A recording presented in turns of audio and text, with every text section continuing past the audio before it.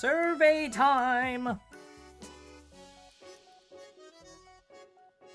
Okay, I need to also make a text file, so I can, notepad, so we can type everything up for later. I'll post the copy-paste into the Discord like we always do whenever there's a survey.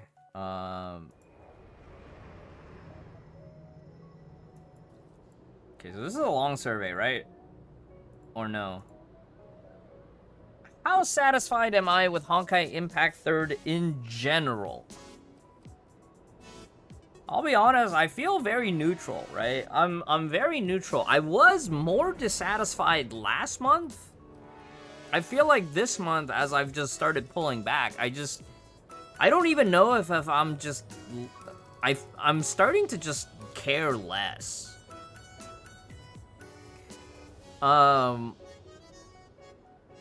you guys say I'm dissatisfied or neutral? Like, what has been y'all's reaction to me playing the game?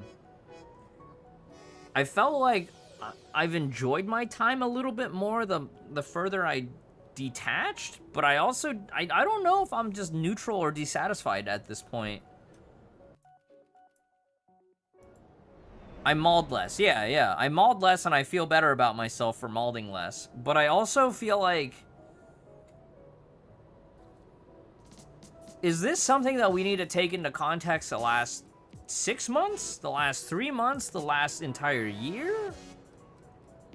I think I was near dissatisfied. Yeah, that's good.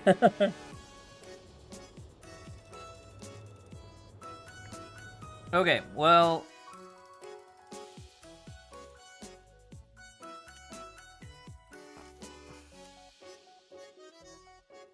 Okay. I'll go with neutral. What parts are unsatisfactory? Gameplay is boring! No, grindiness is too high. Yeah, in-game purchases, unreasonable payments. Okay. Unsat parts. Grindiness, too high. In-game purchases. It's too often, right? And here's the messed up part, and I don't know what it says about if it's just mobile games with microtransactions as a whole, is when I step back and I'm spending a lot of time playing Raid Shadow Legends lately just to do the fusion event. The spending cap in Raid is even more aggressive, and Raid's monetization is even more aggressive and predatory. When I look at games like that, and I come back to Honkai, I'm like, man, Honkai is super chill. But if Honkai is your main game, which Honkai does demand main game attention, the pace is not comfortable anymore, right? Kronos even mentioned it recently when he said he was filling out the survey that for him, as a whale, he's feeling too much pressure because of the release schedule. And I feel like for in-game purchases, it's only really uncomfortable because of the release schedule. It didn't feel this bad back in 2020 or 2021. Well, maybe around HOS release. But, back then we had the whole, SP/A rank and then S rank. And it was like this TikTok pattern.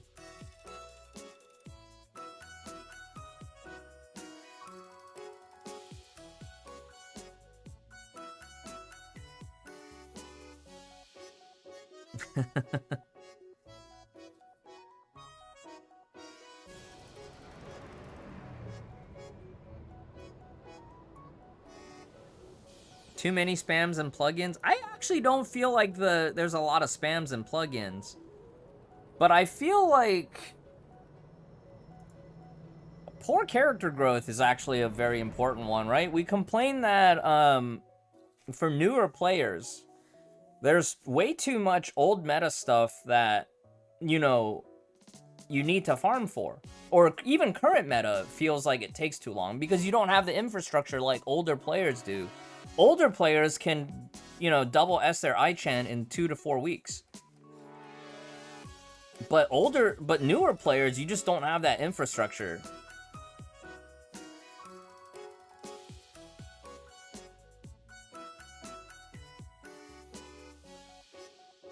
Yeah. So poor character building experience, and Priarms is just another symptom of this.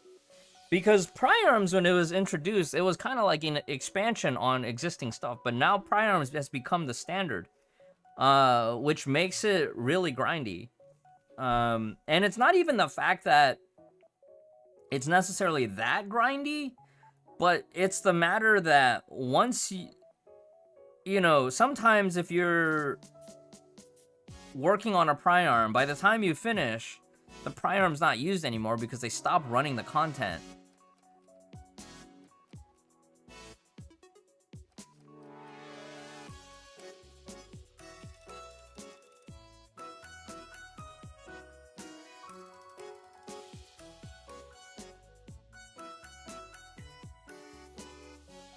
Social. My friends stopped playing. Yeah, my friends stopped playing. A lot of the players that I started off playing the game with, they're getting burned out.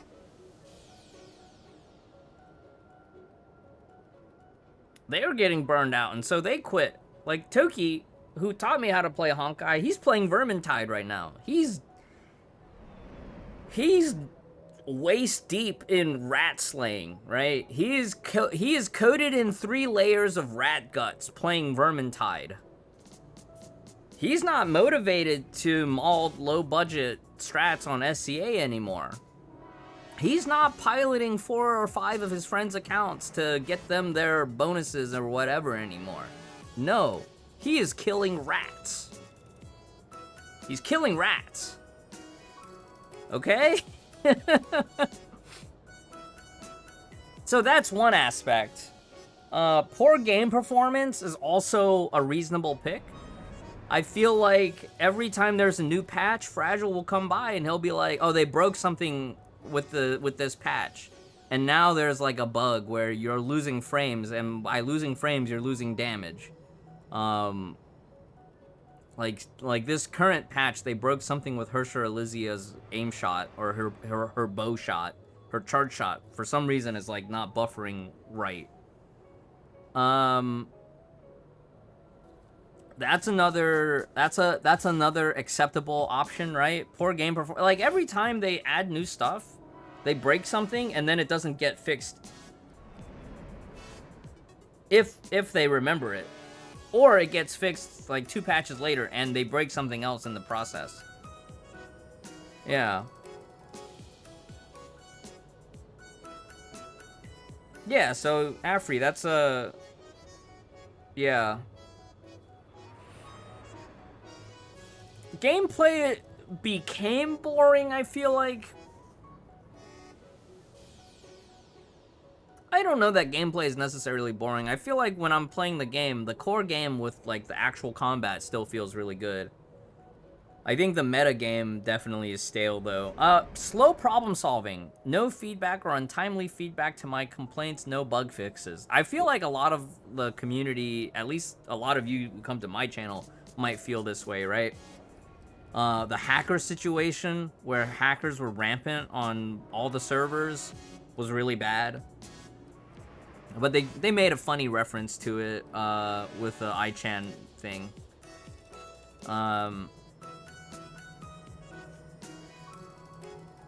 So I'll click other and then I'll type social, bugs,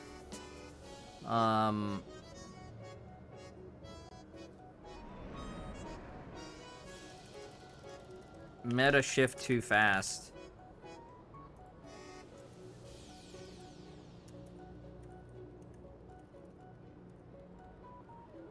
I feel like the meta shift going at the pace it has been, because I'll be honest, story is not my focus in this game. I enjoy the story for what it is, but I'm not gonna put the story on a pedestal like some other players do, right? I like the story, but I'm not gonna say it's the greatest thing ever either. I think saying Honkai story is the greatest thing ever is like back when I'm in middle school thinking Warcraft 3 is the pinnacle of high fantasy. No, it's just not. It's just not. You know, like, years later, you wake up to the realization that Brood War, written by Chris Metzen, is actually not that well written. It's a wake-up moment. And I feel like for as well as they've done with Honkai 3rd, there are very obvious moments where you're like, well, they're flying by the seat of their pants, and they're gonna retcon this later. To make it tie together, which they've done a good job tying loose ends together, most times. But you know, Sakura and Callan are still forgotten. We're never going back to Sakura Samsara. It is what it is, man. Don't put the game story on the pedestal. However, from a strictly free-to-play experience, playing through for the story. If you're into, you know, visual novel format, at least for the early stages of the game, if you can get past certain chapters, the story is still nice. I still like it.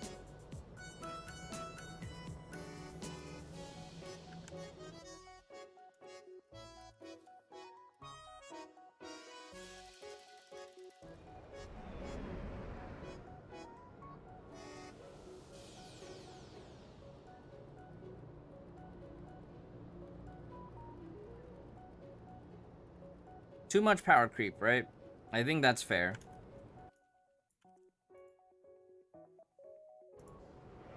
Meta changed too fast. Right, too much power creep.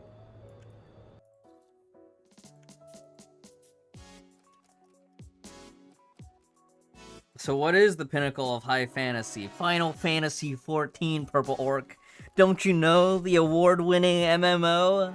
Critically acclaimed?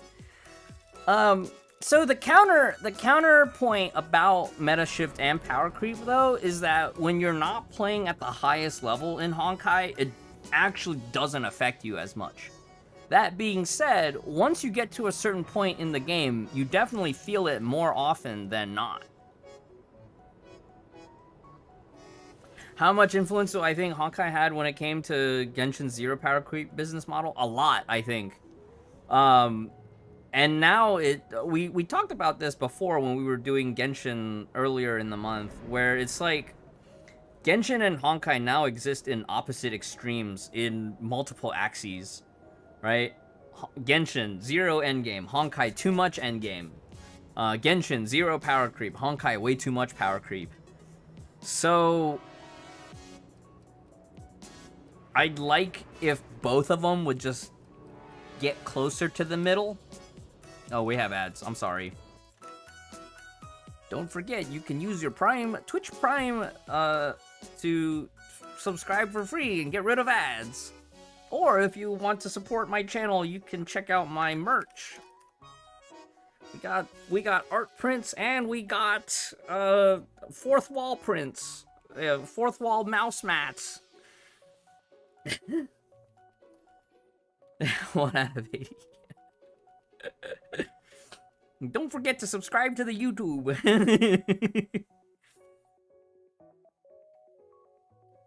Yeah, I'm not gonna be offended if you want to run ad block on my channel.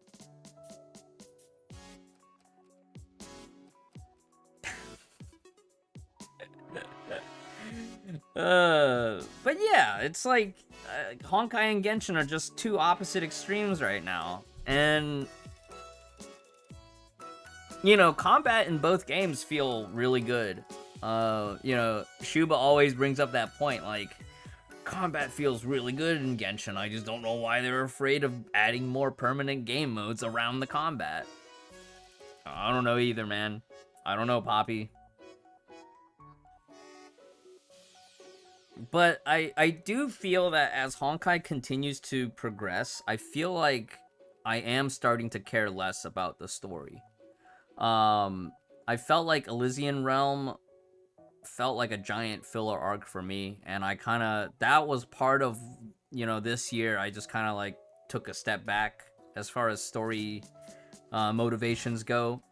I think this whole moon story arc is also kind of like, all right, well, we're here. But the build-up has been frustrating. I think I enjoyed Chapter 32 more than Chapter 33.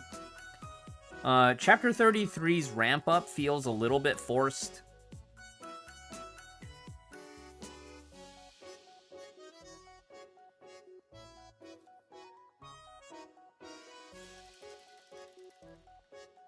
Yeah, so Lava Fairies, the situation you're describing with Yelan and Qingqiu is like when Hersher of Thunder came out, people were like, oh, Hersher of Thunder, Lightning Empress. No, you actually just end up running 2 side teams on 2 different bosses for a while. And that was a thing, right? Lightning Empress with Hawk of the Fog on one boss, and then you do Hersher of Thunder on another boss. And so Yelan and Qingqiu is like, you either double them up so you get double the Hydro, or you split them on 2 teams, and now you just have more options open. I hope the payoff is worth it too, Purple Orc. So yeah, the build up in the story is very lethargic, and it's made worse by the fact that you have these side quests that you just don't care about. I don't care about these side quests. I might still do them for the rewards, but these side quests in Chapter 33 are super annoying. Super annoying.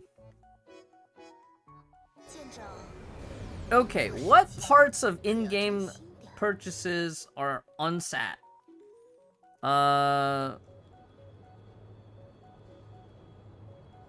While playing supply events, it's hard for me to get my desired battlesuit, stigmata, and weapons within my budget. Yes! Yes! Okay, in-game purchase unsat. I don't have any issues with the supply events. I think, hopefully, my videos reviewing the different banners has been helpful for, you know, the community at large.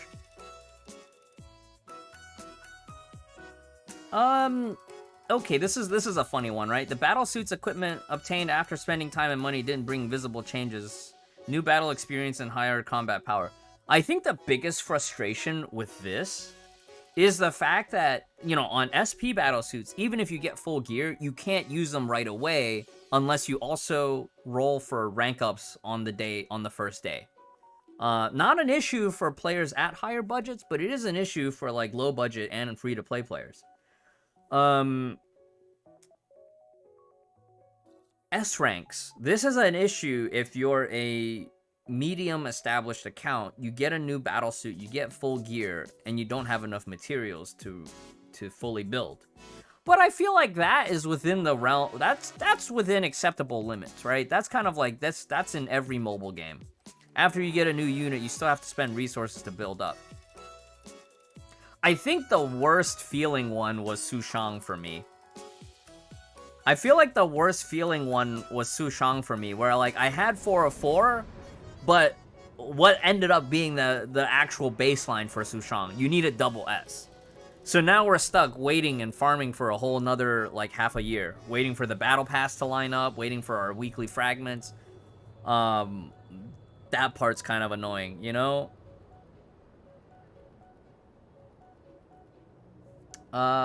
Select up to 4. Okay, new Valkyries, equipment, and elves come out too fast. I think this one is the one that hits the hardest. So, hard to get desired battlesuit within budget. So that's number 1, right? Number 2 is battlesuit equip. Don't bring visible. We might change this one. Change due to build time. Build and upgrade time. New Valkyries, equipment, and elves come out too fast. I think this is the biggest one. This is the biggest one. Like, to the point when even the traditionally high spending players are getting tired, I think that's a big issue. New Valks, equip, elf, come out too fast. Feel pressure. Because like Kronos is upset. Ziasis was even talking, especially with the EU price hikes, Ziasis was even contemplating dropping to, you know, double S instead of triple S. Nefer mentioned it too, right? Nefer said he's also gonna be cutting back tentatively. I don't know, like he might change his mind. You know, he'll do his thing.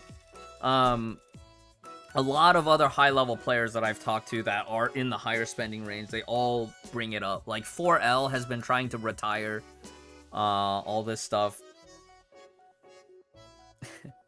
S0 isn't bad if you never experienced double S. Yeah, so that's the problem, Poppy, right? Like, S0 feels fine, except when you're in a lobby and everyone around you has double S. And they are crushing a specific damage window that enables them to get like 50 to 100 points higher than you. And that's when S0 feels the worst. That is when S0 Sushang feels absolutely bad. Just very bad. And that's even after having full gear. Because I've experienced full gear and no gear. No gear is literally unplayable. So we have an issue too, where, because like, if you look at 2020 and early 2021 battle suits, and even Hersher, we'll expand that. Even some of the later 2021 battle suits, they were still what we used to consider free-to-play friendly, right? Lei Hook TB on Flame Scion, you could still get a lot of mileage. Obviously, you're not getting top scores, but it was still playable.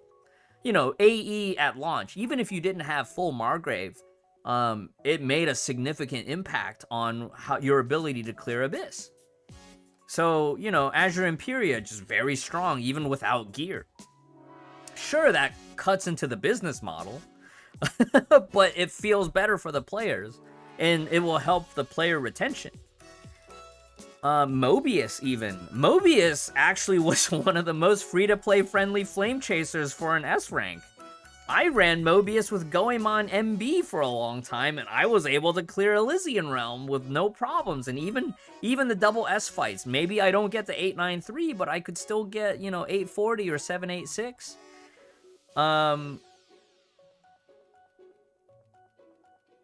Yeah.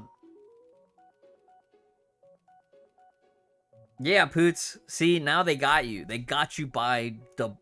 They got you.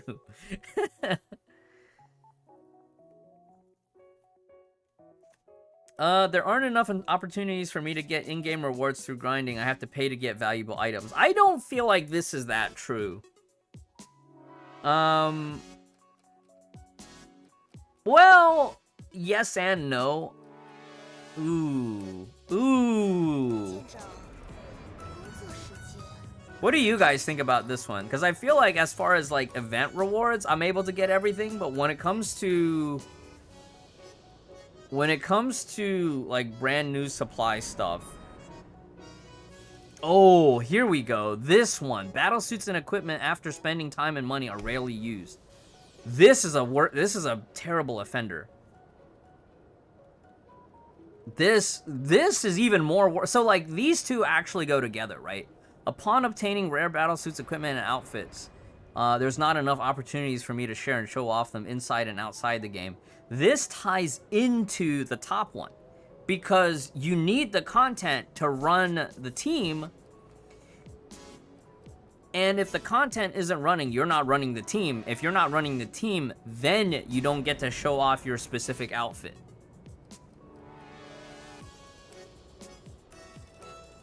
Yeah, I feel like event rewards is fine.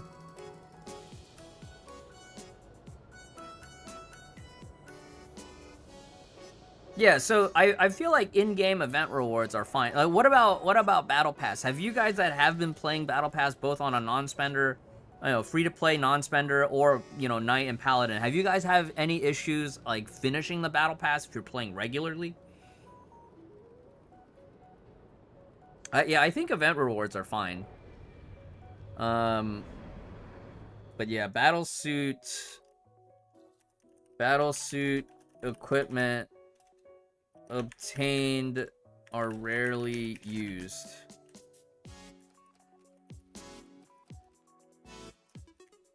I think battlesuit obtained after spending time and money rarely used was even more apparent this year than last year, because we ran into a lot more niche battle suits like Aponia, niche battle suits like Silverwing,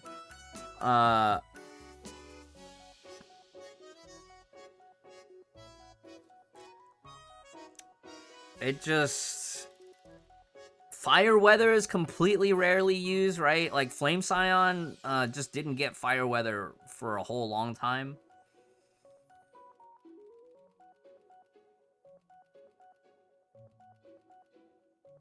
Didn't use PE in Abyss on HOD for like half a year. Yeah. Okay, so for any high spenders, do you guys actually get upset that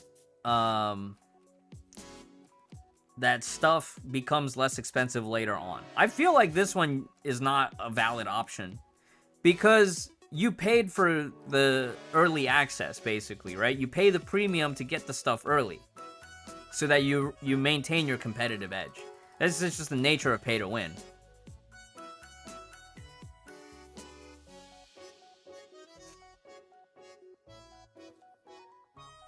You need a good bio DPS. I have a great bio DPS for you. Her name is Darkbolt Jonine.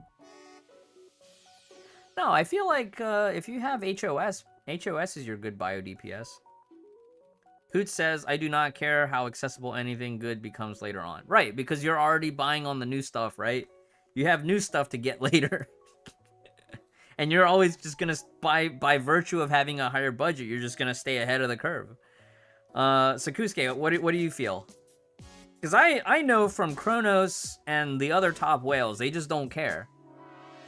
Right? They don't care because they've already paid for the stuff and they reap their rewards on the leaderboards.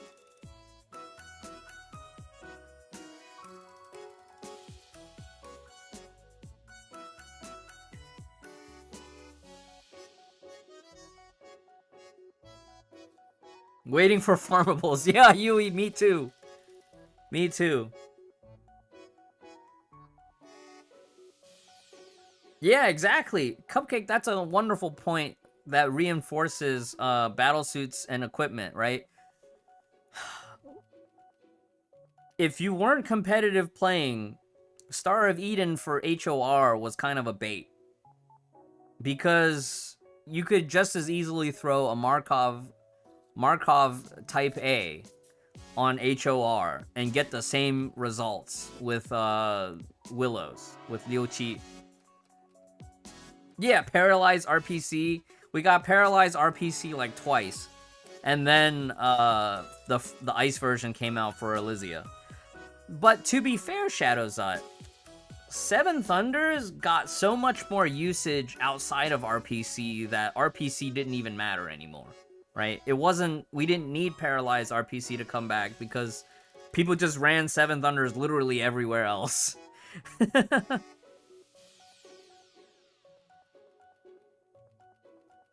Yeah, I liked Liu Qi better.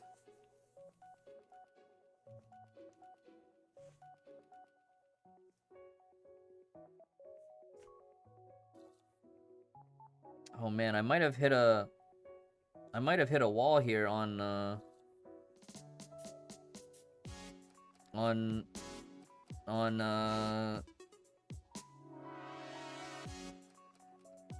artery gear.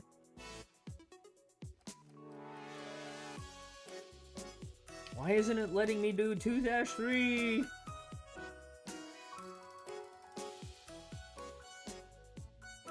Is my power level too low? Oh no. Isn't this event ending soon? I think this event's ending tonight. Oh well. Whatever I don't get, I just don't get. It is what it is. I'll have to just ask Wadai Kitsune about it later.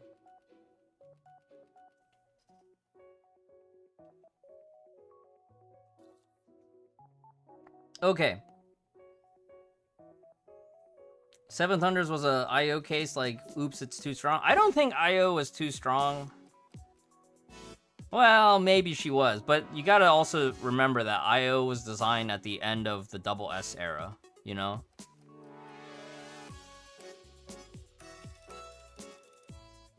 Okay, so Sakusuke, what if it was like 6 months? 6 months, 6 to 9 months, instead of a few patches later, right? let's say 9 months. 9 months would be like a happy medium where it's like, it's not too late, but it's not 1 year late.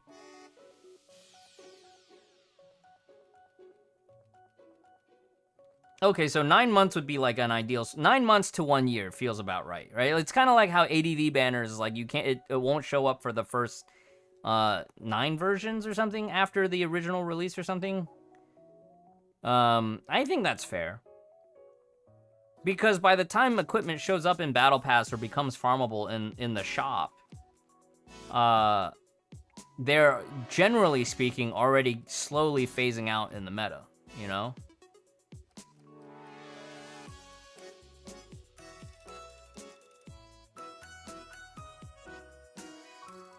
Poots, that's a great comment. How the heck is this even an option? Nothing becomes cheaper or easier. Do you think that baiting new players into spending months farming Mirage to craft Kafka is making people upset? No. Wait, yes? Because then we just complain about the lack of fuel.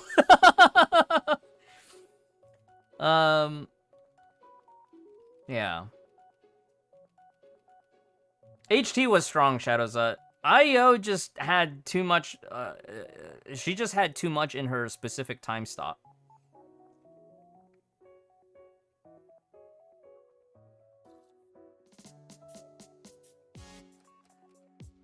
IO's strength lied in the was just in the fact that her time stop was able to demolish a lot of double S fights. Which, you know, back then when we had 2 double S fights still, it was just a matter of convenience. And then everything else where she was used, like Abyss and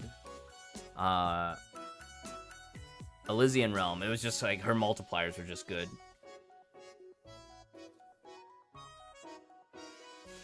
IO take HOT signature boss in Abyss. IO was only used on Bright Knight because Bright Knight's mechanics were garbage.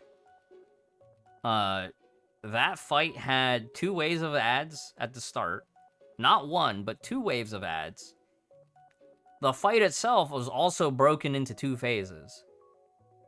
So, again, IO taking HOT's signature boss in Abyss was... She had time stop, and Hersher of Thunder didn't have time stop.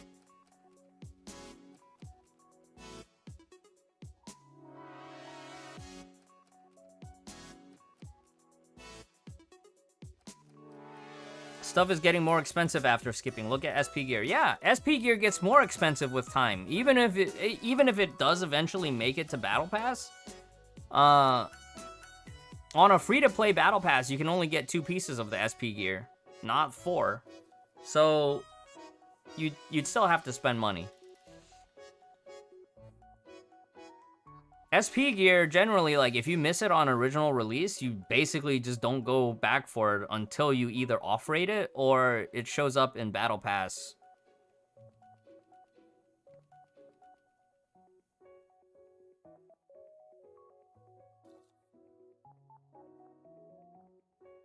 Yeah, just off-rate them. Okay, so this is... So we ended up picking 3 so far.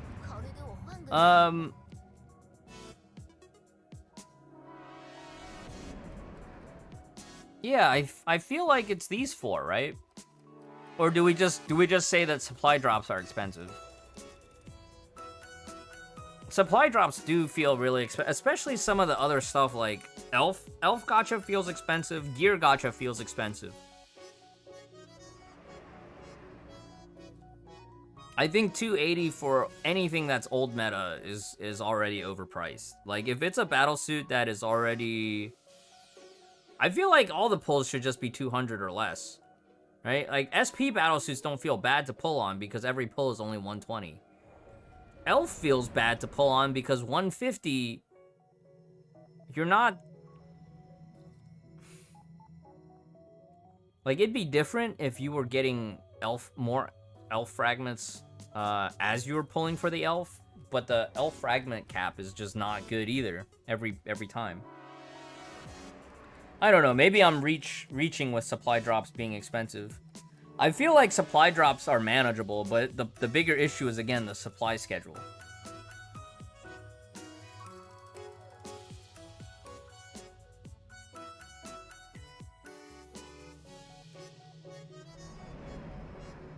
Trying to get 404 gear feels painful a lot of the time. Yeah, it does.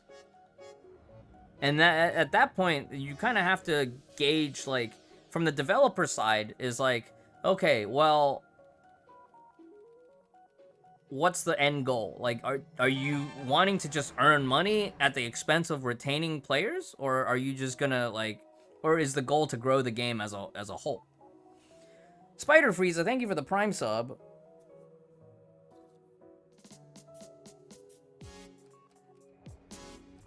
Yeah, okay, that's a great point, Feoran. The top one here is that could be misinterpreted. I see that. Yeah, so we'll not pick that one. We'll stick to the number 2. Okay, I'll delete this one. Basically, if supply drops weren't as expensive, maybe new Valkyrie's equipment and elves coming out faster wouldn't feel as bad, right?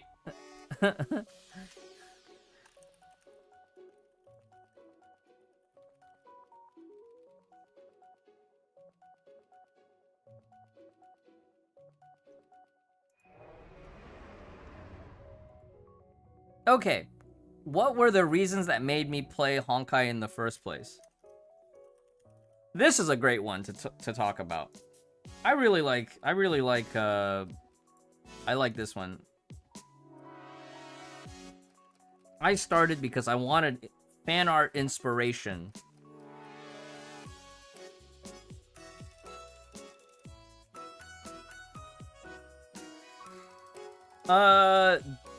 Definitely not this. I saw a Crunchyroll ad. Bonuses are down. Nah, none of that. None of that. I was interested in anime games. I love the gameplay. You know?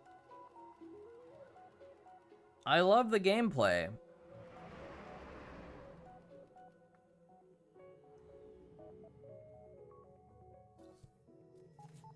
I stuck with Honkai because of the gameplay. It was like, you know, Nubskate community. Nubskate retired from Honkai back in 2020.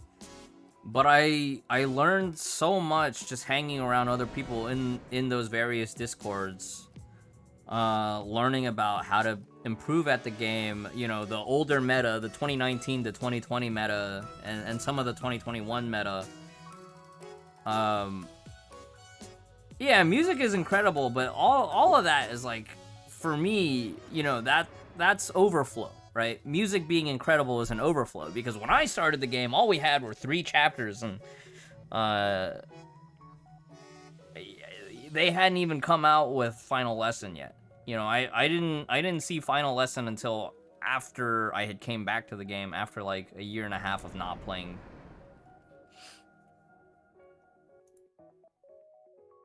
What about graphics? Yeah, true. Graphics were pretty good. I remember when I first downloaded the game, I was like, mobile games can look like this? This is like almost like Nier Automata.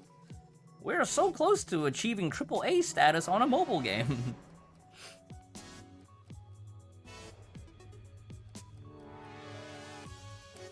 I was born in it, molded by it.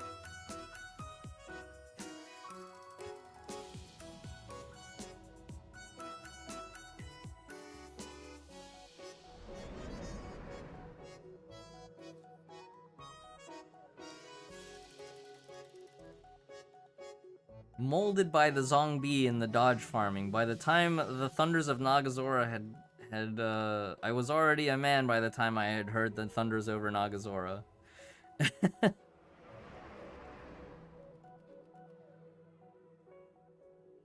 Yeah, I was able to run this game on an S7 and it looked fine, and it ran at least close to 30 FPS. Maybe it was chugging at 25 FPS. But you know, at the time it was all right. I dig it. It was great.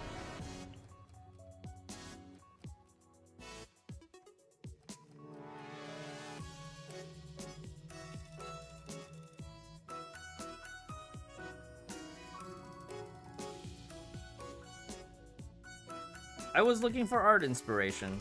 You know, that was one of my, at the time, my friends were like, come play FGO with me, free to play. That's what Tank said. And then I was like, I need an anime game that I can draw fan art of. Saw ads, right? I saw ads. I saw a Crunchyroll ad because when I was overseas, you know, Crunchyroll is how I tried to manage the stress of overbearing, micromanaging supervisors 2 tiers above me, 2 echelons above me.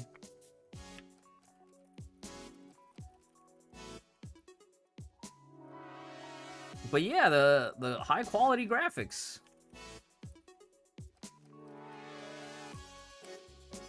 Gameplay.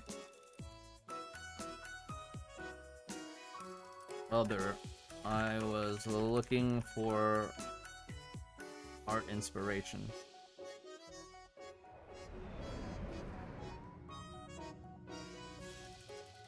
Yeah, I wanted to draw fan art and farm engagement, farm clout, you know? That's exactly why I started playing the game. Sounds good, Cupcake. Thank you. Have a wonderful rest, and hopefully I survive Abyss. I'm not gonna try too hard. I think that's my healthy progression, is I just don't try as hard in Abyss. Go play Nikkei for the waifus? No. I will be playing Artery Gear Fusion. Alright? All about that mecha shoujo aesthetic. Which is also why I'm gonna roll for Bronya on my main account here in 6.3. Okay. What are my current pursuits and pleasures? Definitely not competitive anymore. That used to be one of my pursuits. Current pursuits in HI3. The dorm. I'm gonna build my dorm. No. Strategy...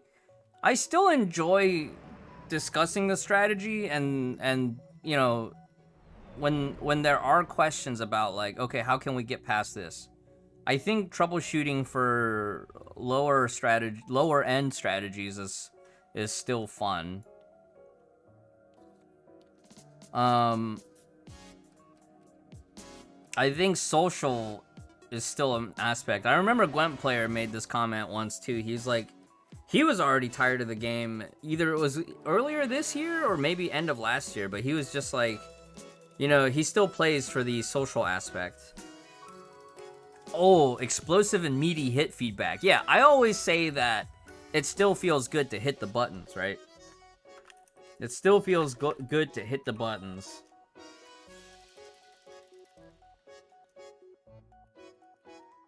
I feel like now is like, I don't even know that I'm inspired by the characters so much. Collection, kinda, like, I kinda want to build the dorm out as a collection. I feel like story at this point is not it for me. We discussed this earlier, right? We discussed it earlier in the video.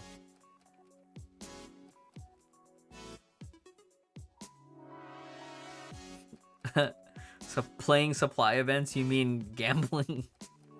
Yeah, I definitely don't enjoy the surprises of the gacha. Although we've had some nice moments. I think we've definitely had worthy moments, but the highs are really high and the lows are really low, right? Like, and we always feel like it's easy to forget that for as many times as I've gotten lucky on this stream, I've also gotten screwed over as well. Going 143 pulls for Elysia gear, or just not completing Sushan gear on the alt account. And even back in 2020, when I rolled for HOR in 3.7, I was 3 out of 4 on both accounts, you know?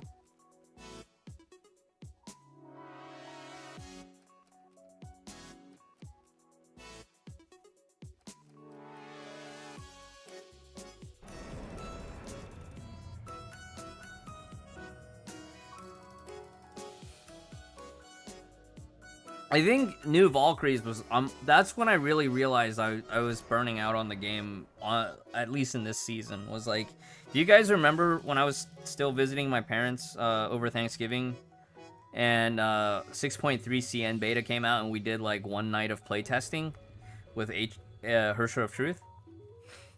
I was so uninspired despite Hersher of Truth hitting all the aesthetic, you know, checklist stuff. Mecha shoujo aesthetic, you know, her design was really cool, her animations were great. I play tested it and I felt like, damn, I'd rather go play Raid Shadow Legends right now. I am not inspired by this at all. Because I knew a lot of that feeling was just influenced by the release schedule.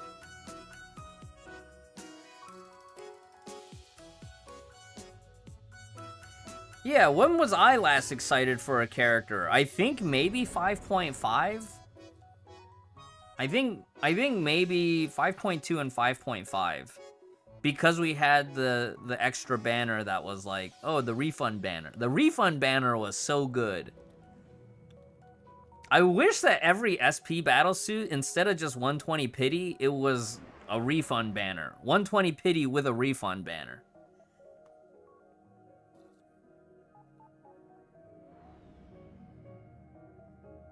Yeah, the Eden Priarm. Ooh, I can't wait to do DPS Eden memes with Eden Priarm. But yeah, I think social has been good, right? The social aspect where you guys chat on the Discord, you guys come hang out here, we just talk about the game. That has definitely been good. And those that are watching on YouTube on the VOD, you know, like, I still enjoy answering questions and coming up with like solutions for some of y'all that post questions in the comments. Yeah, and you know, there's certainly some parts of Honkai community that I just don't interact with anymore. I think early on I did try to get accustomed to the fandom side, and I still vibe with it on some level, but I can't get down with the part of the fandom that is like, they just story leak and story feedback and overreact. That part I just kind of disengage from.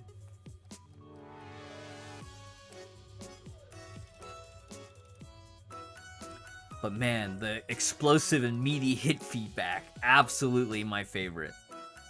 I think strategy I'm starting to also disengage from. I think strategy was definitely more relevant when we were still pushing for ranking.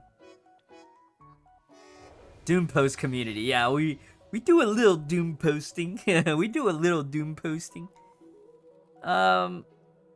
Yeah.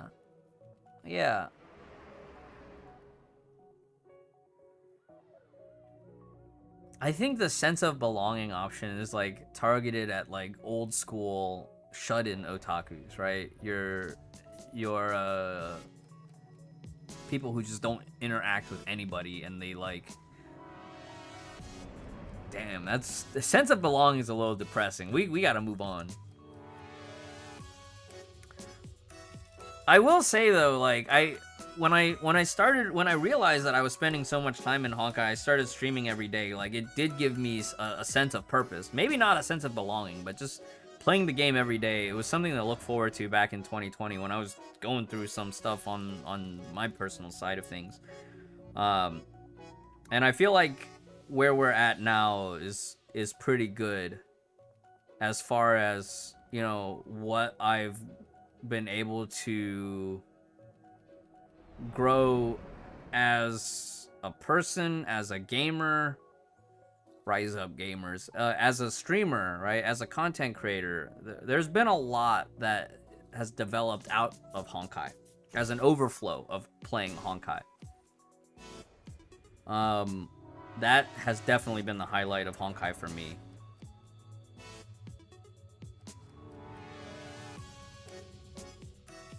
Which statement best describes my experience playing Honkai Impact 3rd? Still very stressed, dude.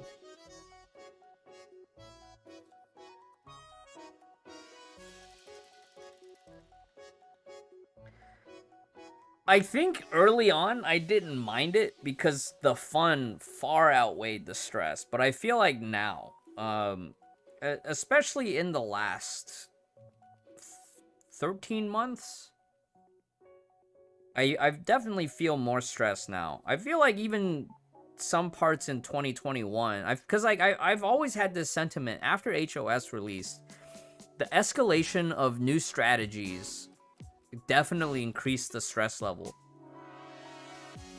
Because there was always a new strategy coming out, and if you wanted to maintain your rankings and your positions, you had to be doing the research in between. Yeah, and they kept adding really annoying bosses. You know, like, my pain tolerance to Mauled on resetting openings is much different now than it was in 2020. You know, 2020, when I'm learning a fight, or when I'm just learning the game in general, I would sit there for hours perfecting, you know, Flame Sakitama versus Argent Knight in Memorial Arena. Like, some of y'all remember those days, right? Flame Sakitama nailing each dodge from Argent Knight, and it feels amazing when you get that dodge. But now the game has evolved to a point where, like, dodging is useless. You just do your sequence and hope that the boss doesn't move out of whatever it was that you're doing.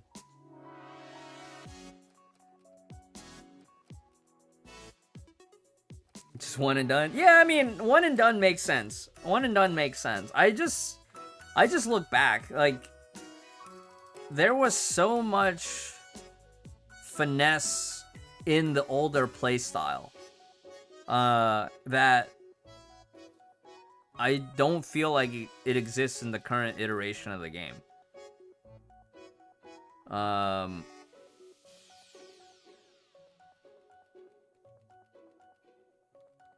Yeah, I agree. I agree, Yui. They're adding too many annoying moves from bosses that screw your run. Or one other example is like the most recent Ignite Benares. Ai-chan as a battlesuit relies on her chakram spinning in an AoE. But if the boss moves out of the AoE, you do 0 damage. You do 0 ignite. Your entire Ai-chan battlesuit is basically made useless by that boss just flying away. Now, in olden days, we would reset Asaka, right? Yui, Asaka was the one where it's like you had 1 out of 8 moves that you needed to roll for, and then you had to roll a second one. That is something I don't ever want to go back to. But neither do I want to sit here, spend 4 minutes fighting Husk on a scuffed team because I just don't have a more functional team, and then have one of the characters just outright die. Yeah, 9 moves, yeah. Andreas is another great example, right? Andreas, just high mobility, really punishes a lot of these, what MG refers to as fortress fighters. Spina is actually very low mobility. Her dodge is very fluid, but she's very low mobility once you're in your sequence of attack. And it's annoying. It's just annoying.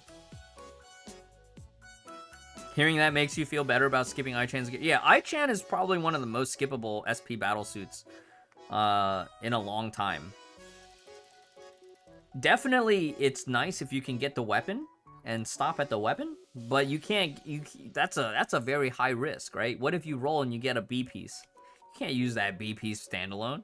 Well, maybe you can, but it won't be very good.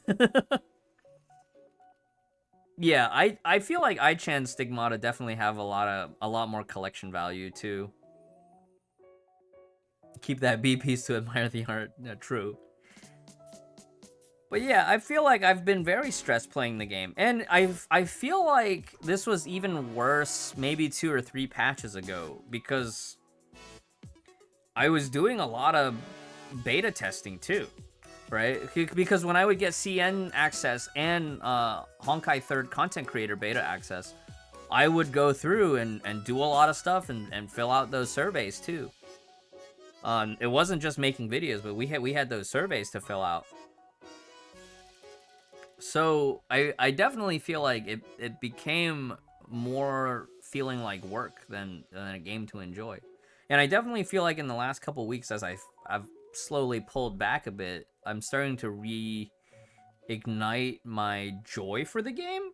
But I am very cognizant, like, I'm not gonna sit there and spend, you know, more than an hour on a boss anymore. Maybe not even more than 30 minutes, unless it's a boss I really like, right? When Defi said, like, if it's a boss I really like, I'll keep molding. Yeah, I think that's fair.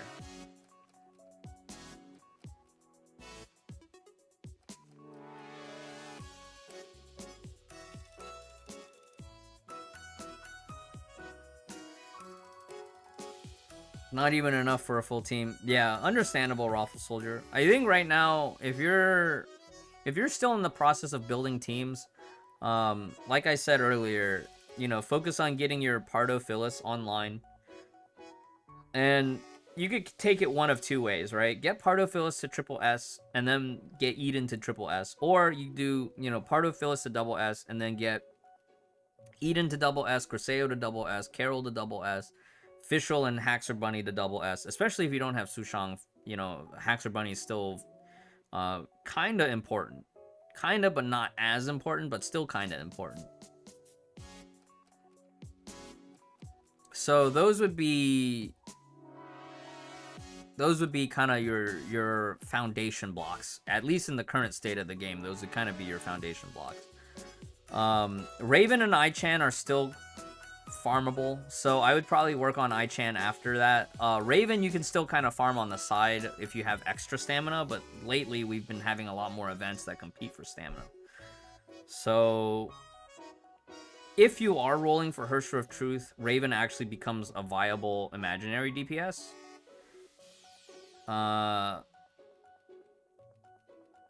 But I don't know. I feel like on some levels, if you're playing more casually, you do have a lot more options open to you compared to where the game was maybe a year and a half ago.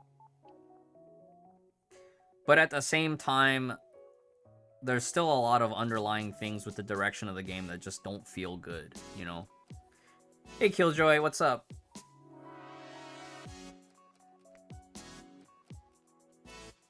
Yeah, not having any gear for Raven is okay. As far as generic support, Irene TB, as annoying of a grind as it is to farm Irene TB still remains one of the most universal support sets. Especially if you don't have Turgenev. Especially if you haven't farmed JST, or if you don't want to do the high micromanagement required from JST. Irene TB is actually a super relaxed set of gear, right? Works on Fischl, works on Haxor Bunny, works on Ichan, works on Raven. And works on FR. So yeah, I think this one, we're done with this question, right? Yeah. Okay. What are the reasons that make me feel stressed about Honkai 3rd? And Raven can even extend Irene duration. You could have 100% uptime.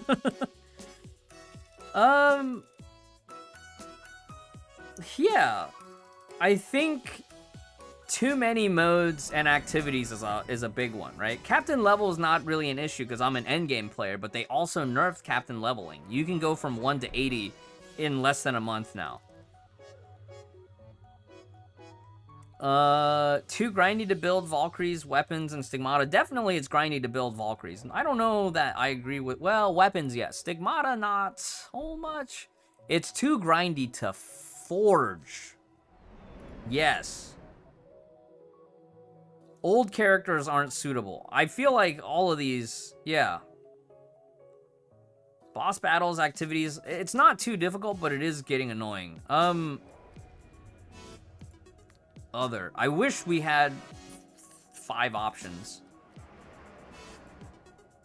So, old characters aren't suitable. Boss battles getting more annoying. It's not even a matter of like raw difficulty, it's like it's just annoying design. And I feel it is getting harder to rank higher, but I feel like this is just a symptom of me not wanting to put in the time anymore, you know? I just have other interests and I have other priorities now. But we'll include that. Harder to rank in Abyss Arena. We'll put all three.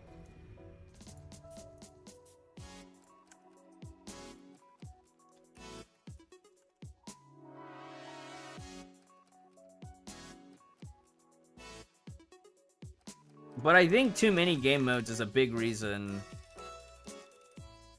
I think Elysian Realm being a mandatory weekly grind or else you lose progression in terms of crystal income is a huge factor. I think the switch from blockade to chip space, I'm not feeling it. Like, we'll see how it goes by next patch. I think the moment right now is like, I'd rather have just gotten blockade. We just get it out of the way in one sitting, right? But I think too many game modes is also reflected in the fact that story, Chapter 33 open world, requires so much out of you. Because you have to show up and do the daily, you have to play the mini game, and you have side quests on top of that.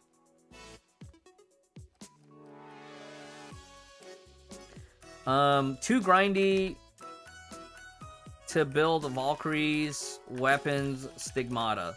So, we always put on the surveys, right? We need more fuel. We need nerfed fuel costs to craft stigmata. I think that still remains a thing. There's not enough weapons, especially old weapons that get added to Foundry. When was the last actual baseline Foundry weapon? Libre, right? For the Chakram. And that's not even a bounty weapon. That's just a standard 150 Imaginon weapon.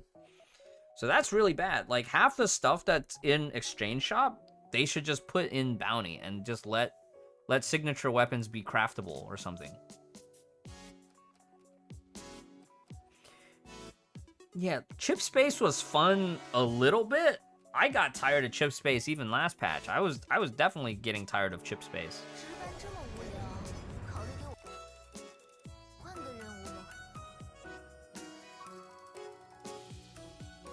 Yeah, I feel like too many game modes is also part of the reason why I'm less willing to spend time in Abyss and Arena, because like, you know, back in the day before Elysian Realm, what else are we gonna do in Honkai? Once we're done, you know, doing all our dailies, all that's left is play Abyss over and over again, play Arena over and over again to try to get a higher score. I do like that there's more variety of content. I don't like the fact that a lot of it feels mandatory, or else you're just losing rewards. Yeah, exactly, Poots. Like, it's a lot of old meta weapons anyways, so like, at least make it craftable so players that are playing for collection, or like, let's say Fuhua is somebody's favorite character, right? They want to build Shadow Knight. Oh crap. Now I have to, I don't have the weapons,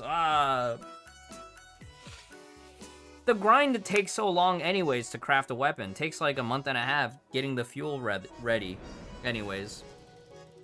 Well, maybe not for the weapon. Maybe you could craft the weapon a little bit faster.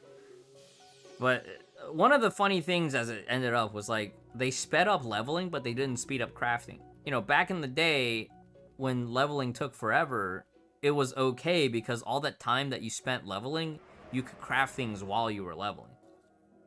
Back when Flame Sakitama's weapon was still kind of meta, right? Before Dea Ancora, like, that whole of 2020 where, like, having Flame Sakitama's weapon actually made sense. Yeah, I know, right? Just get 4K weapon resonators. Probably more likely to get the weapon you want from off-rate before you even get to the resonator part.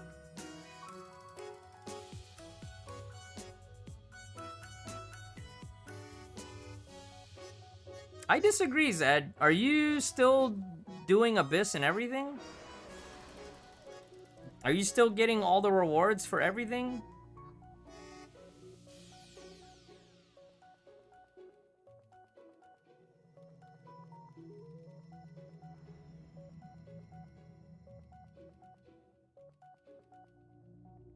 I'll list out right now. This current patch,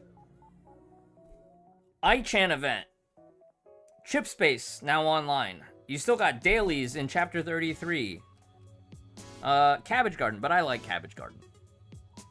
Monday reset, so Elysian Realm is open. Open world tasks. Material stuff that you can do Activity Light for. Okay, that's okay. Activity Light's not bad. Weekly quiz? That's okay, that doesn't take too long, right? Sim battles? That doesn't take too long, I guess.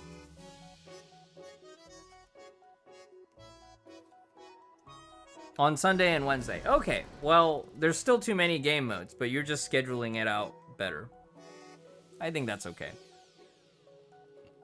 But Zed, you're also, like, what, are you pushing for a score on Abyss and MA, though? Or are you just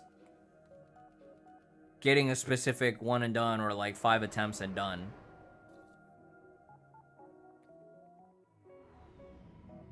Yeah, if you do everything on Sunday and Wednesday for open world chapter dailies, then you're gonna fall behind on I-Chan rewards. Because that stuff is time gated. You get 10 attempts, and there's between Wednesday and Sunday, there's not enough days to hit the cap on that.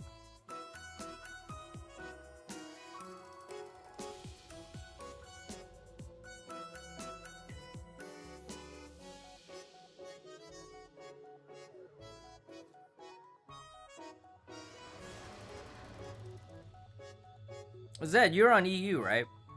Or are you on SCA? I'm pretty sure you want EU.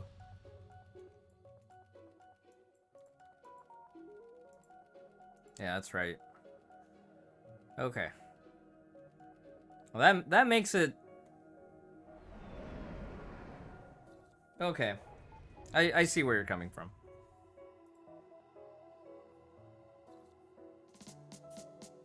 I would definitely say that you're probably in the outlier, but then again, I'm also jaded by the game.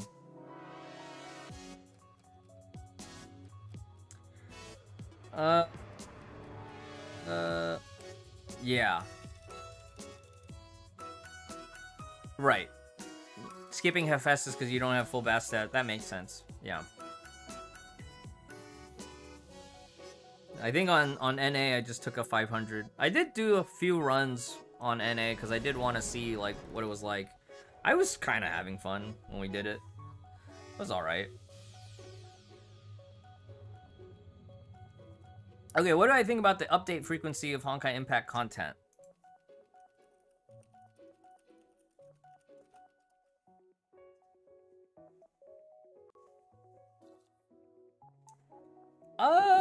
Surprisingly, SSJK... Not having SSJK was less rough on my main account. Not having JK gear was really bad for the NA account, Poots.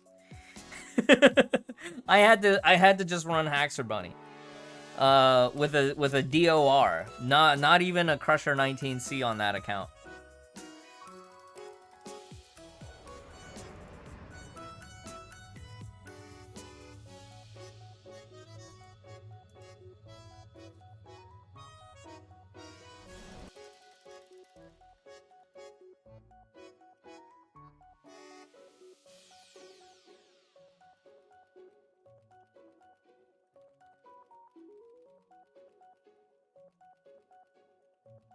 I think new weapons has been really egregious in the last few patches.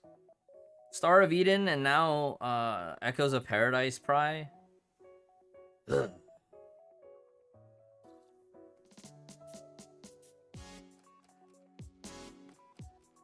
I enjoy it when my NA account is in Red Lotus. It's so relaxing.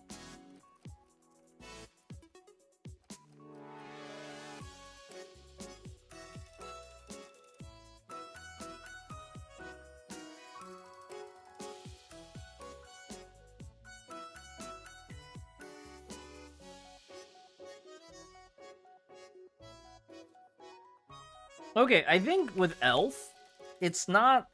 I think with Elf, it's more about the timing of the Elf release, right?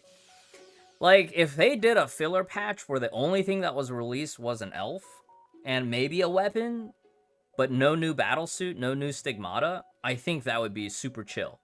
And they could do that as a spacer between an SP gear, SP Valk, and an S rank Valk. I think that would actually be something that maybe they could consider, but they probably won't. They lose too much money, right? But if it retains player base and players stick around longer, they can make more money in the long term, right?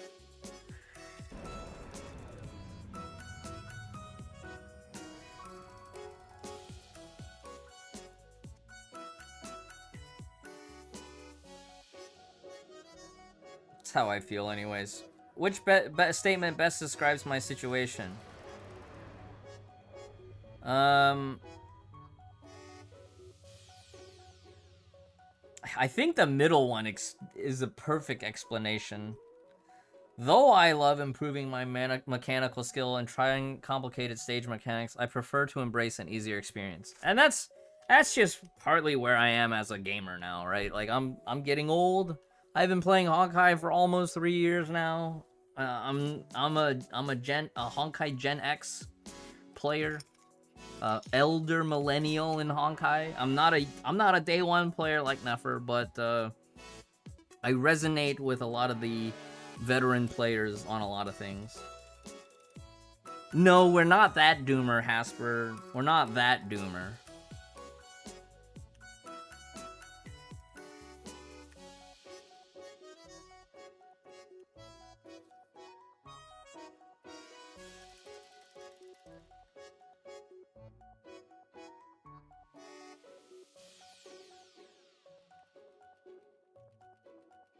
I think the frustration is the stage mechanics are getting too complicated, and the boss design usually works against your battlesuit mechanics.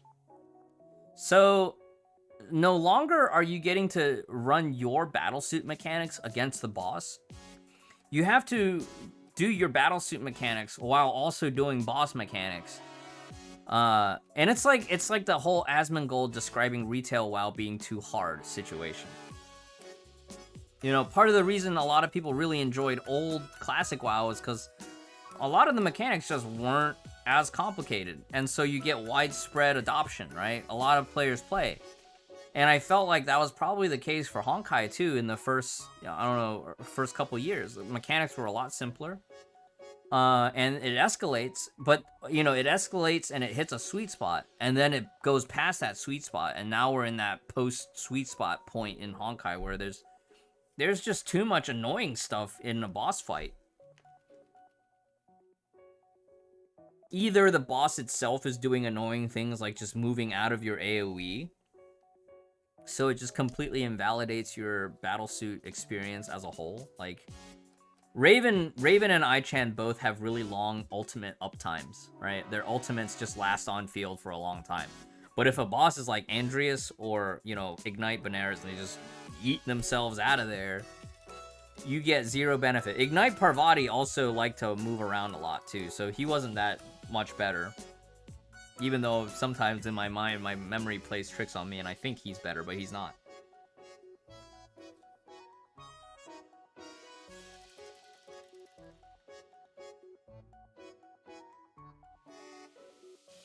Alright, Zed, I'm gonna give you this one warning.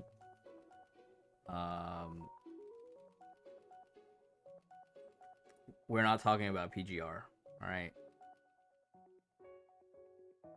This is the first and last warning, Zed.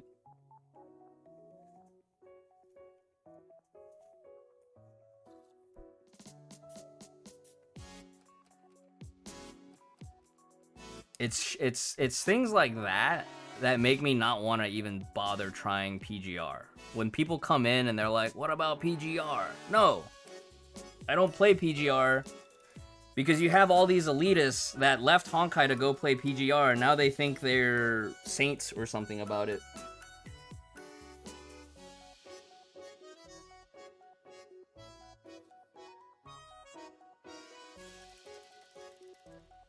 PGR, I'm sure, has its own problems with design and whatnot.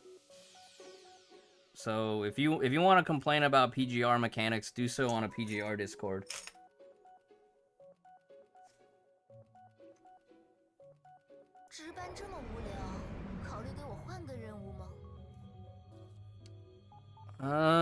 What parts do I play the most in Honkai Impact 3rd? I think I play a lot of the events very evenly now. I used to just spend all my time in Abyss and MA.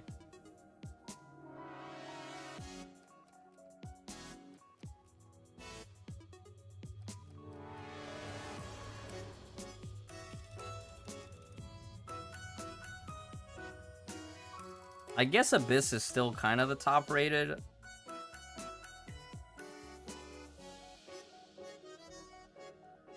I still do open world.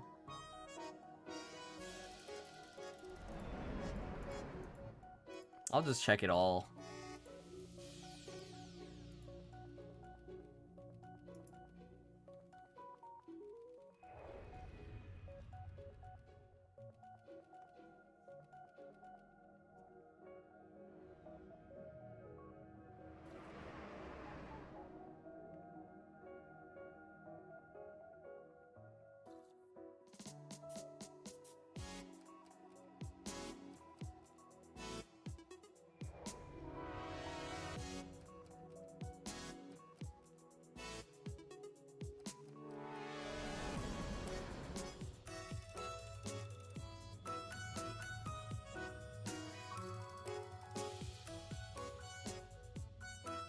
Okay, counterpoint to Zed. At least you have counterplay to all those mechanics that you're ascribing. You can dodge out of it, right? You can dodge out of it and you can avoid getting hit. In Honkai, you don't have CC against bosses. Except in very limited scenarios where the entire gimmick is you have to freeze a boss. That's about, or paralyze a boss. That's the only CC that you have. But you have no control over the RNG element of the moveset. What you're describing with falling things and things that you have to move out of, that is... You can counterplay against that. That's like me missing a dodge on Husk, and then AE or Fischl just dies, or Eden just dies.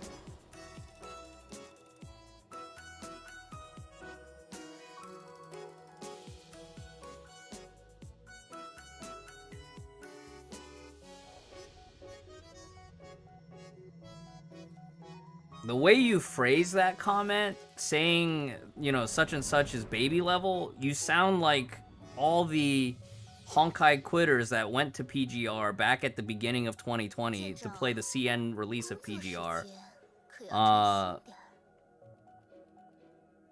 Only for the CN release of PGR to not do as well. So, I don't know what to tell you, Zed.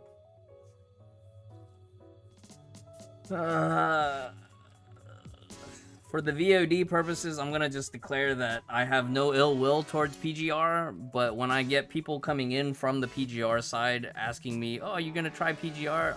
Zed in the chat is the reason I continue to have no impression, neither negative nor positive, regarding PGR. Like, it's just not in my list of interests. I'll say it again, as I've said it before, I like the aesthetic of PGR. I just have no interest.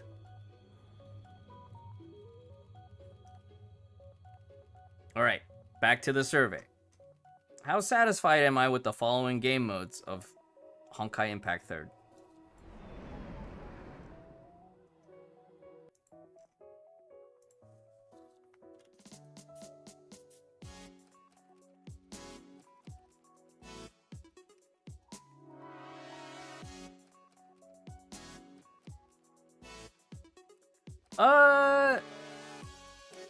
Midnight Chronicle. Midnight Chronicle was fun. Hang on.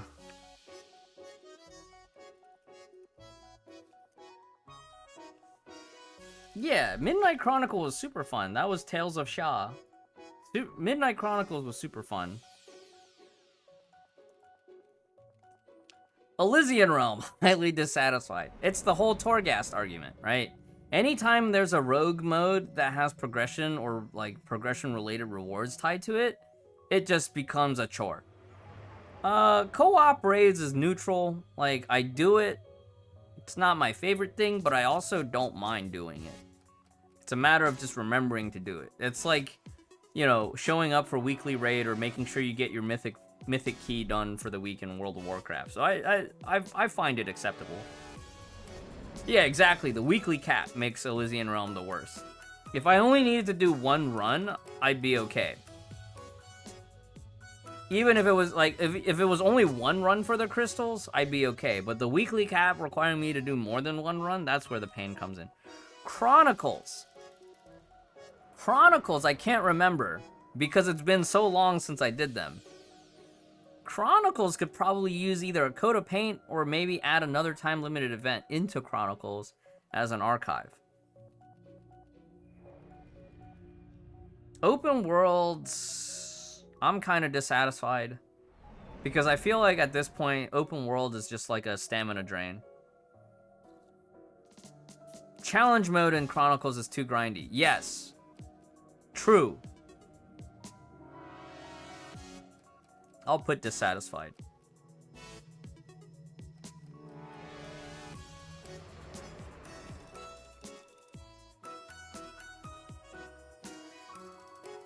Memorial Arena, I've been dissatisfied because it's just I'm getting tired of a Memorial Arena, to be honest. Blockade, I liked. Armada system needs a rework. Material events, neutral. Dorm system, I'm kind of neutral, but it's probably dissatisfied. Universal Mirage, highly dissatisfied because it needs to be easier. Character trials is neutral because they're generally pretty easy. Story chapters is neutral. Infinity Abyss, maybe neutral.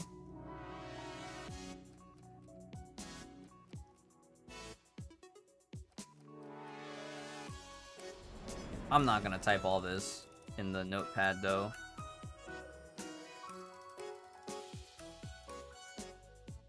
Maybe I will.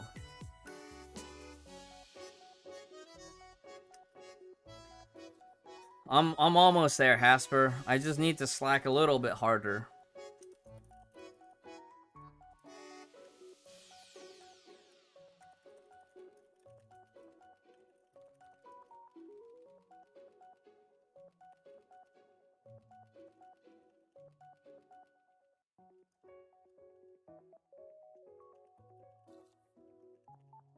What is the name of the cat girl? Reverus Calico Pardophilus. The battlesuit name is Reverus Calico. The character name is Pardophilus.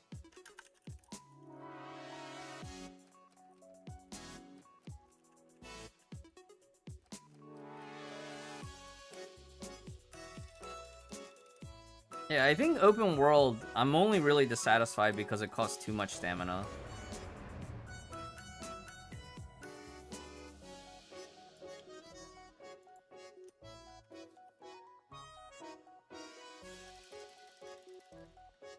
MA, I'm dissatisfied with because the fights get longer, but you don't really get any more rewards for scoring higher, right?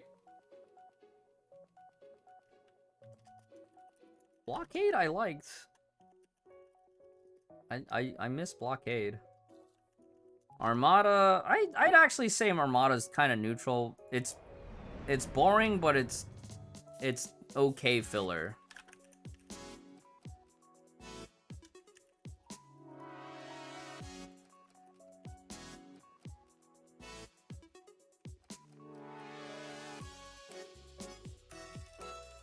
I think Divine Key needs to be made easier.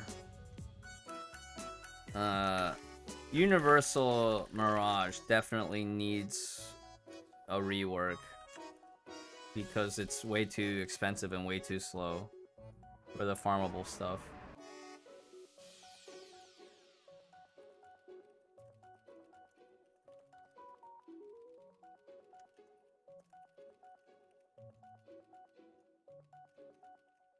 I think story chapters right now is only neutral because of the open world. I think if we didn't have the open world for most of this year, I'd probably say satisfied.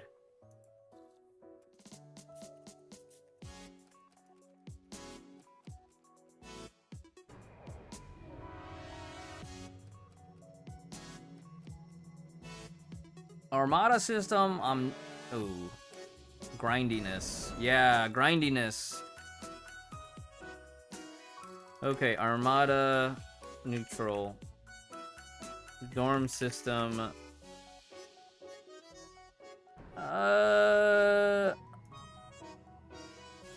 I'm a little bit neutral, but it is grindy, right?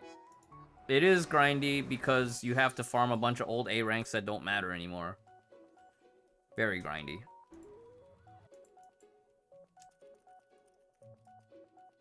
Universal Mirage, very grindy.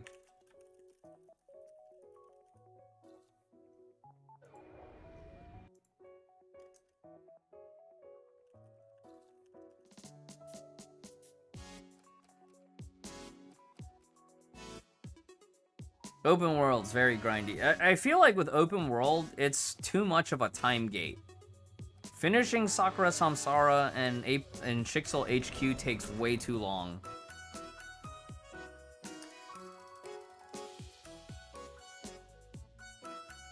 Story chapters, very grindy.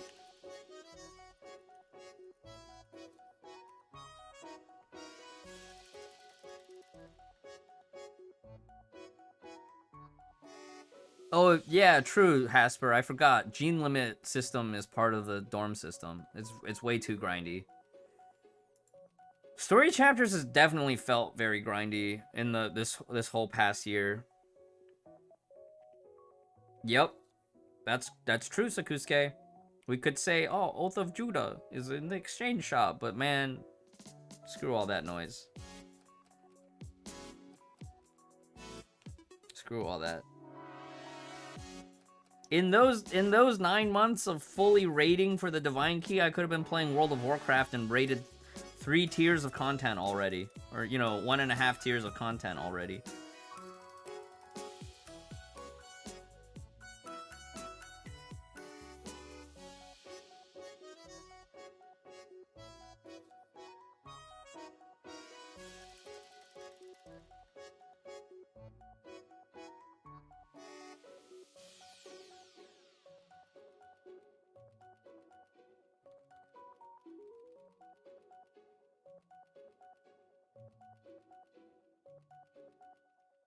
I think story would be way less grindy if it wasn't open world, right?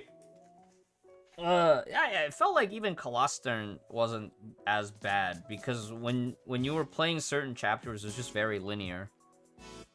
I feel like Abyss is only a little bit grindy by comparison nowadays.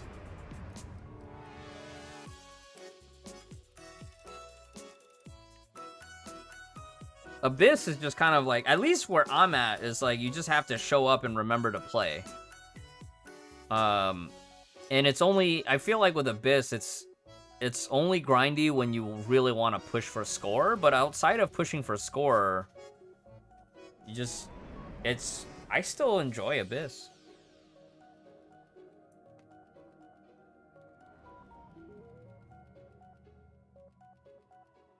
No, that's not the only problem, Zed.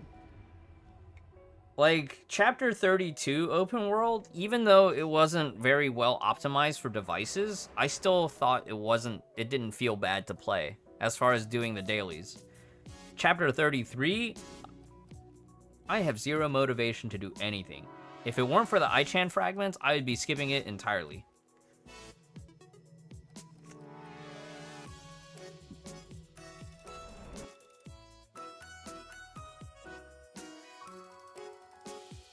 Blockade is only a little bit grindy for me. As long as I remember to do it. I think version events do end up a little bit grindy.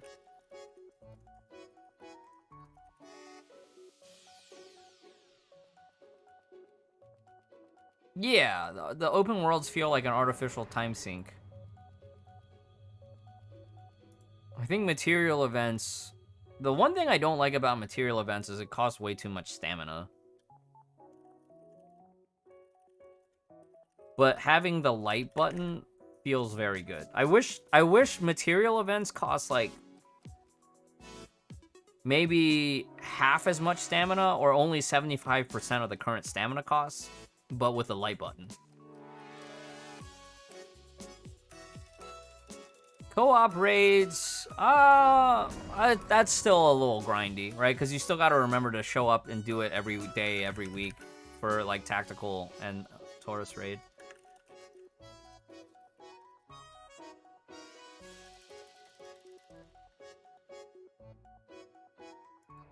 I don't know. I feel like it's annoying when you have chip space and open world tasks that also consume stamina. Like if the open world tasks for chapter 33 weren't 10 stamina a piece and then chip space wasn't also 10 stamina a stage, I wouldn't mind it as much.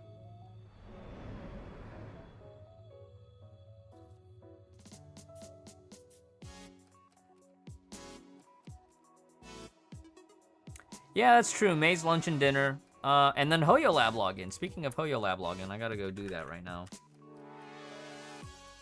Don't forget to do your Hoyo Lab logins. I get 10 crystals on my NA account today.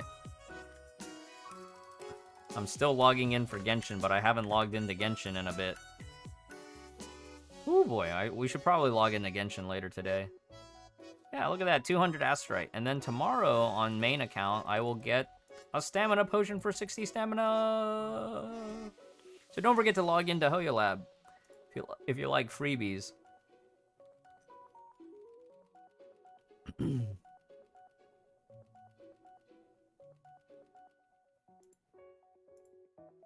Yeah, and even with open world, you can kind of cheese it by picking the 33 stamina stuff, right? You settle for less rewards, but you get a better stamina management rather than trying to chase like the ×4 or the 40 stamina cost stuff. MA. I feel like MA right now is still a little bit grindy, but because I'm not pushing for high score, it's not very grindy. It used to be very grindy for me. You stopped playing Genshin 3 months ago? Yeah, that's my problem right now. I'm getting back into playing more games than just hoyoverse ecosystem stuff. And it's nice to just kind of like zoom out. And zoom out beyond just mobile and gacha games in general. Right? Going back to more traditional single-player games or traditional multiplayer games.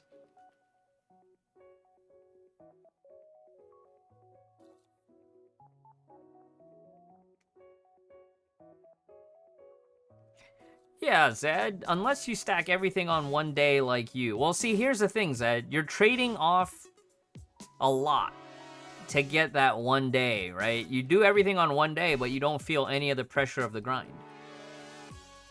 So that's the trade-off. Chronicles, I don't have to play Chronicles because I'm done. We could say very grindy. I think Chronicles challenge mode stuff needs to be reworked for sure. Character trials, a little easy. Neutral, a little easy.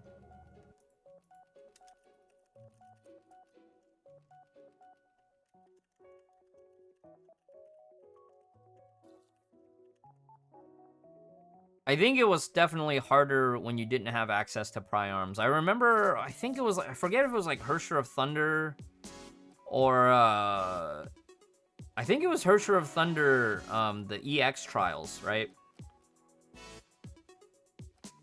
I remember one of them, I had to go into double enrage because I was doing it without pry arms.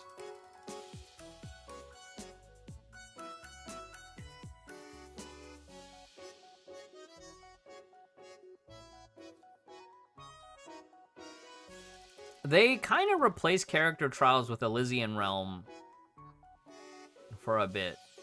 But I think they're bringing them back, Zed. I did enjoy some of the Sumeru quest lines in Genshin. I just can't bring myself to log in anymore with some of the new stuff right now.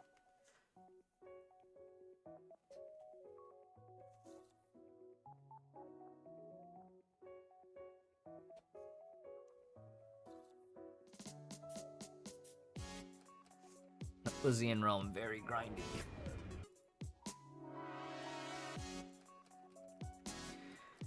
Oh, I hate it when it's at the end of the week and I have to keep doing Elysian Realm runs just to cap so that I can not fall behind on buying stamps.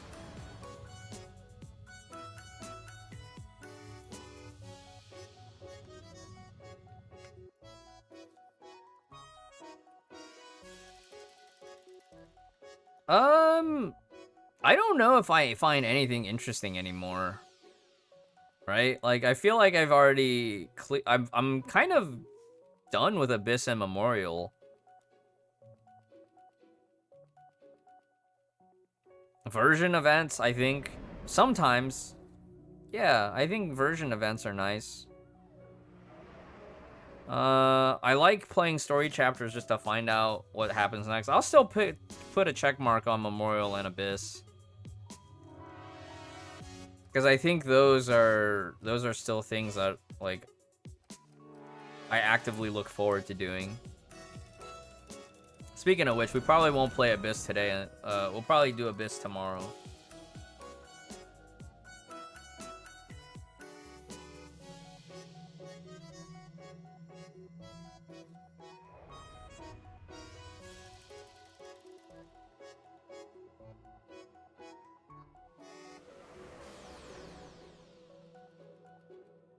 Trying to get to Worlds. Are you gonna do the whole Pokemon League experience IRL, Poppy? They do those tournaments now, don't they?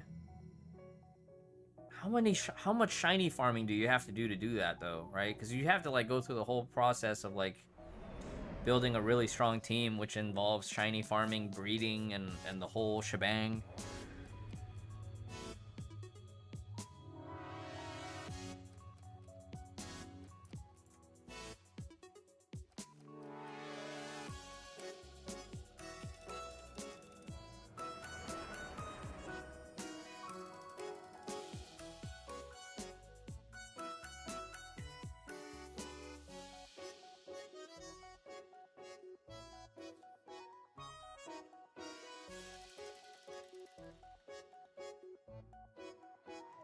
Oh yeah, isn't there's that Pokemon Trainer Gacha game, right? Not Pokemon Go.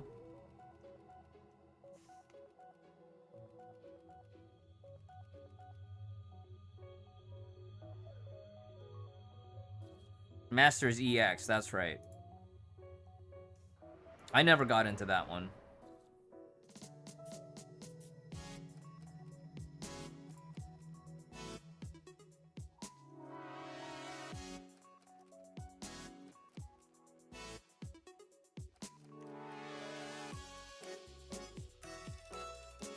Abyss situation.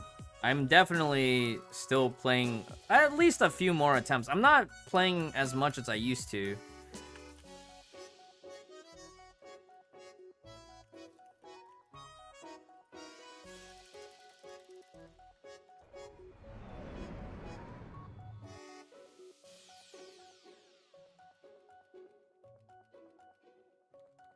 Which statement about Elysian Realm? I'm playing all the time. But I don't want to. I don't want to play Elysian Realm. If I didn't have to play Elysian Realm, I wouldn't. But I have to because there's crystals and there's rank up stamps.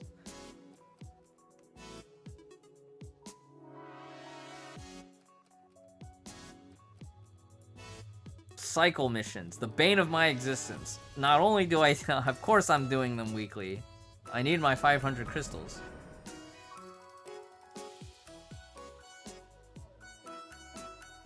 I want my crystals, that's my goal. Yeah.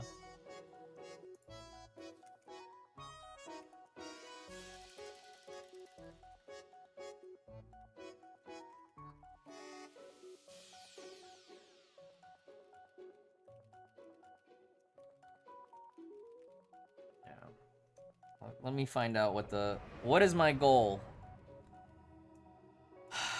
Rewards. Other, right? I need to get weekly cap on rusted insignia to rank up battle suits.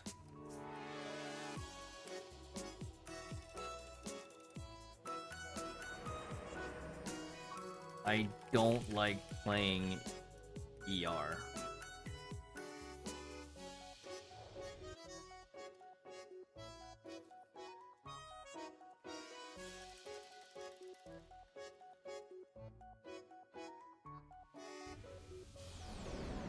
Oh, I guess I could say shop currency.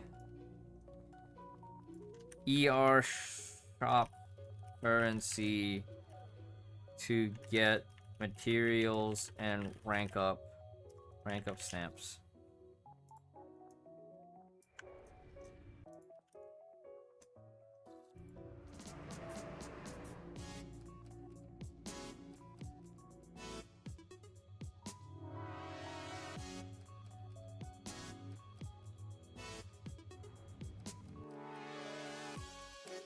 Okay.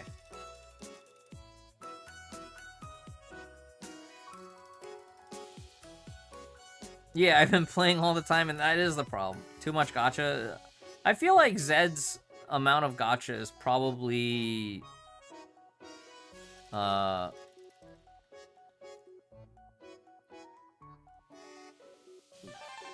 just fine. Zored, what's up, man? Zored, a legend. Thank you for the tier 1 resub. Welcome back. I don't think you actually ever left, but welcome. Welcome anyways. We're filling out the survey right now on the main account on EU. I still haven't gone back to NA to do the dailies yet. I don't think I'm gonna have enough time for Abyss today. So I'll probably play my Abyss tomorrow. That's exactly the problem, Sakusuke. If I only had to do one run every week, I wouldn't mind it, right? And I actually enjoy the current weather because I get to play Vermilion Knight.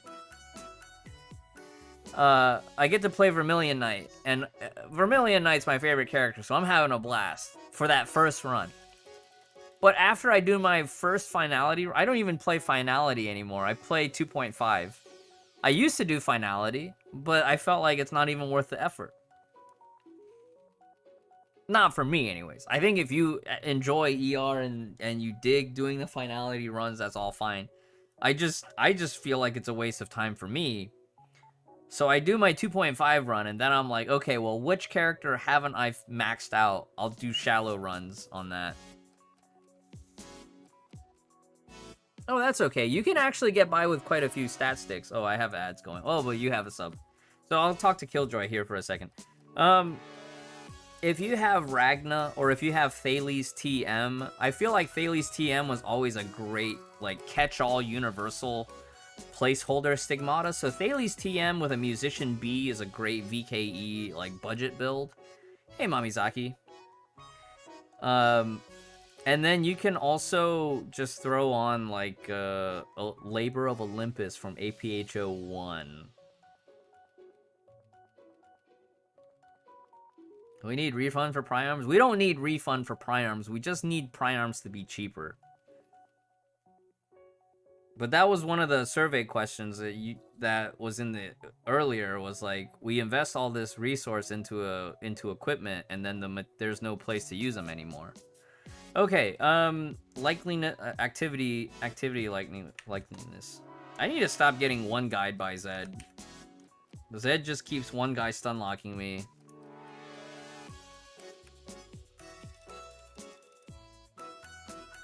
It's like when alt feels in the chat and my eyes just like hyper react to every time alt feels says anything.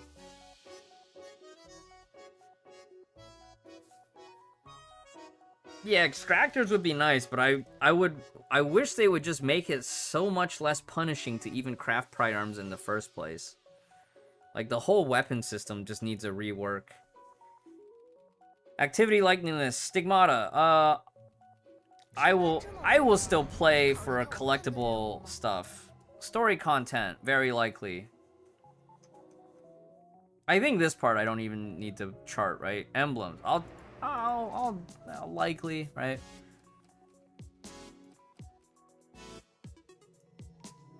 Outfits. If it's an event outfit, I'm definitely very likely. Game modes. Neutral. I don't really care for additional game modes. If I'm doing the event, this will just fluctuate.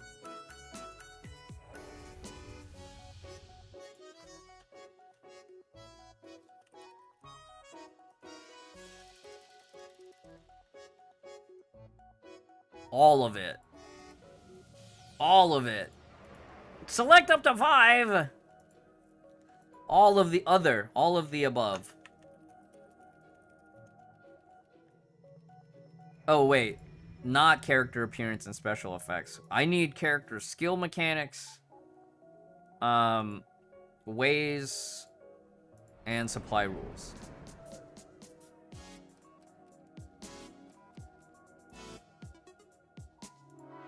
It might not even be character controls, right? Because character controls is tied to character strength.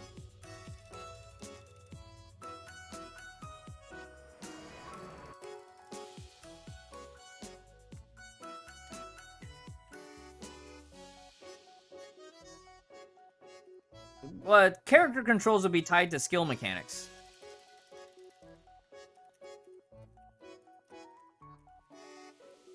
But number of crystals and supply cards affects how I plan on my F2P, and so does the ways to obtain as well. Like if it's completely farmable or not, or if I have to save, you know, willpowers and legacies. I think character strength is always an important factor, especially when they keep pushing new meta, right? I think character strength would be less of a factor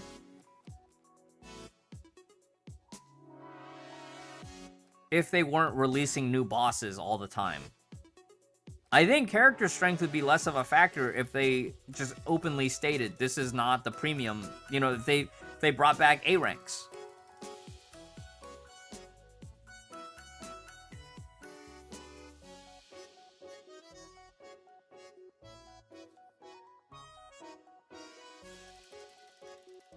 Yeah. All of the above. I think supply rules is a huge factor. Because, you know, like when we see that there is a discount or when there's a refund banner, we're more likely to pull. But if it's option box at 120, you know, option box at 110, and they don't give us another option box for free from the event, bro.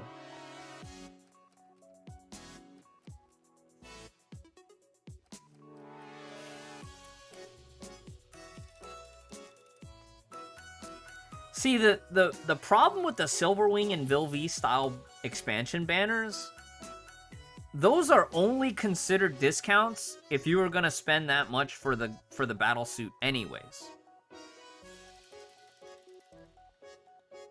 It's an argument, or it's not an argument. It's something that I heard Akayuki explain before, right? Because, you know, back in 2020, back in 2021, back before they merged Focus Gear Supply with Expansion Equipment Supply, you know, Janiro, Hikari, and Seraphim all preferred to roll on expansion equipment because of the hard pity. Whereas those of us that were more low budget, we would gamble on Focus Supply because we knew that 9 times out of 10, we would get all our pieces before we even hit 100 pulls. And Akayuki made an astute observation explaining it to me, is like, if you can't hit the pity, if you can't hit the guarantee, then it does you no good anyways. Which is exactly the situation with these threshold banners. Exactly, Sakusuke. You can't get a discount if you can't hit the thresholds. Thank you for that hydrate, Pony-chan. Good to see you here, Pony-chan. I hope you're doing well. I don't have any water on me, so I will pop open this seltzer water, sparkling water.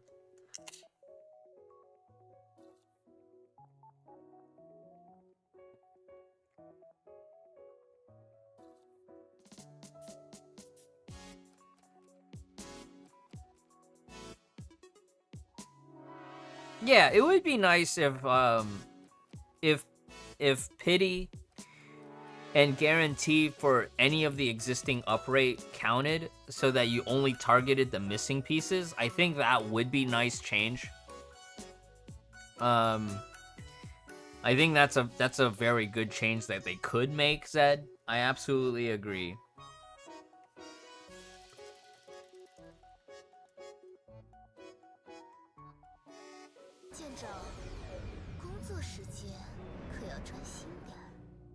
Okay, please rank your selected content by priority.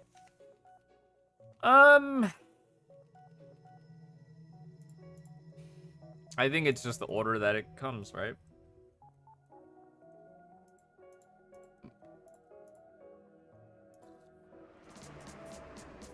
And I'll just list it here. Characters, I'll just reorder it on my text pad.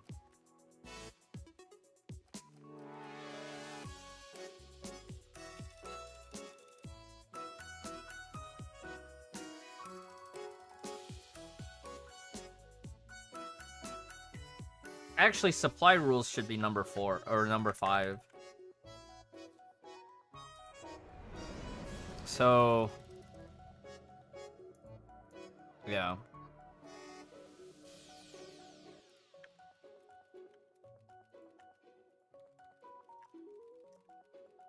Because usually by the time we get to supply rules, we've already decided whether or not we're pulling or not. But it's just like it sweetens the deal, or it just makes it taste bad in our mouths when we get ready to pull for it. Which statement about the growth of Valkyries best describes my situation? I'll develop characters who can build a good team. I think this is it.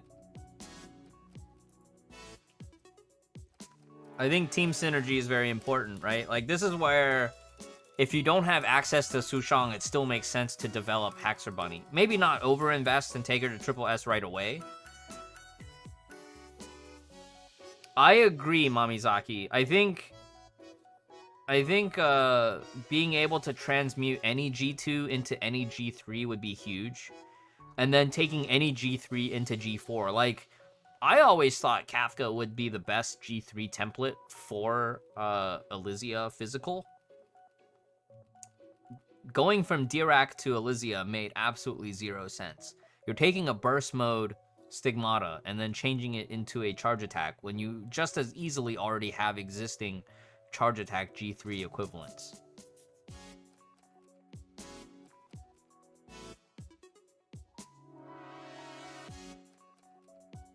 And yeah, I agree. Like, if you could take Darwin Stigmata and transmute it into something else, I feel like, okay, yeah. I kind of feel that.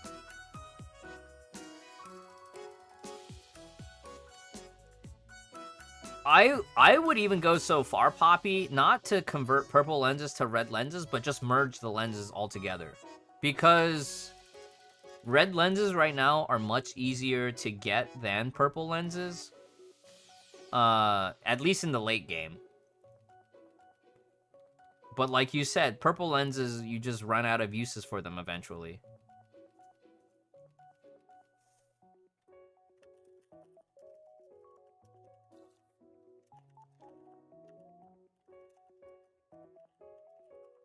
I think building a good team is also based on what Keepster said as an advice, right? You focus on one team at a time, one element at a time.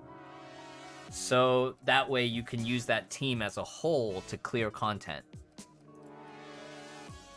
What is my goal for choosing weapons? How long have we been on this survey? I feel like we've been here for a long time. This VOD is going to be like a 2-hour-long, long-form YouTube video. What is my goal in choosing weapons for Valkyrie? I'll try to obtain the exclusive weapons, but it's fine if I don't get them. Yeah. Pretty much must obtain. I'll try to obtain. I think try to obtain is reasonable when considering my F2P account. I do wish that the battle suits that have been released in this past year worked better with non-exclusive weapons, and I just wish the general option pool for standard weapon, like generic weapons, was just better. You know, like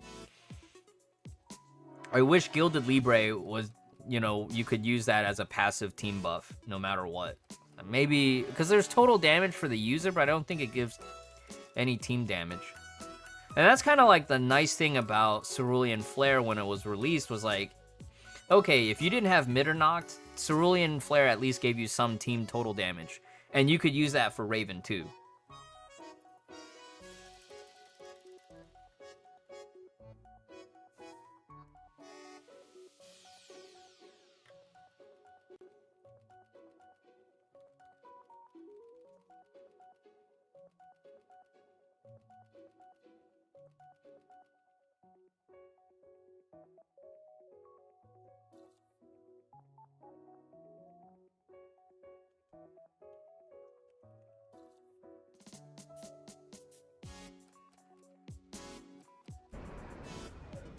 Oh, SRX, were you talking about they'll misinterpret the option if I pick option 2?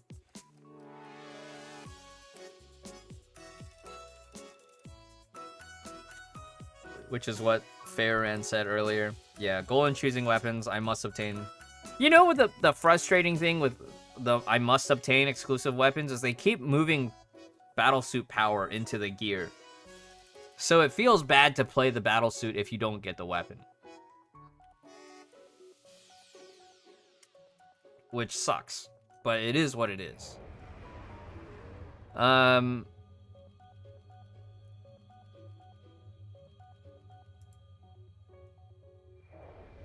must obtain full set. And again, the same thing, right? Like, it just feels bad to play nowadays. I think on SPE characters, I can get away because I have the game knowledge and I have the old arsenal.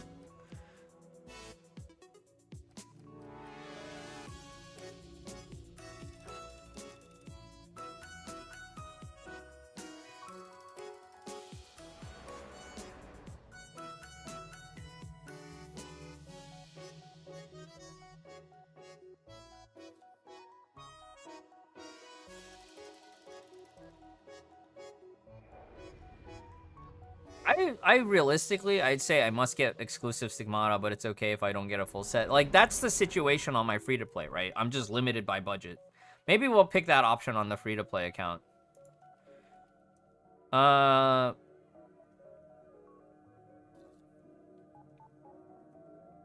Substars. Oh my god, I hate this. I'm not, do I need to log all this options too?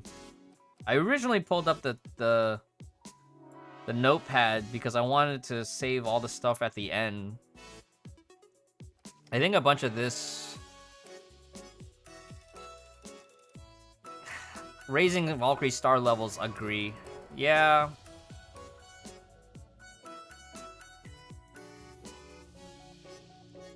I guess this is just a check on like how obvious some of the mechanics are. How like easily it's understood. Ooh, which of the you can't choose any of the 13 flame chasers who will be brought up in the next question. I like them all.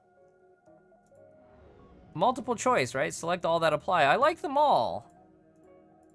But especially Himiko. But I like them all.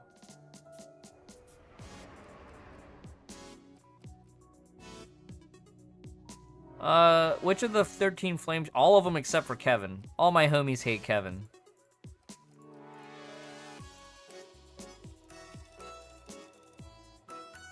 Oh, and Kosma. All my homies hate Kosma.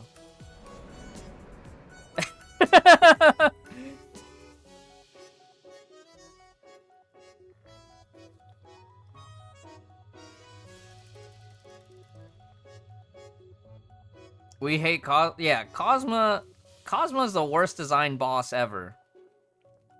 Absolute garbage boss design. Absolute trash boss design. Even Vil V as a boss feels more fun to play than Kosma as a boss.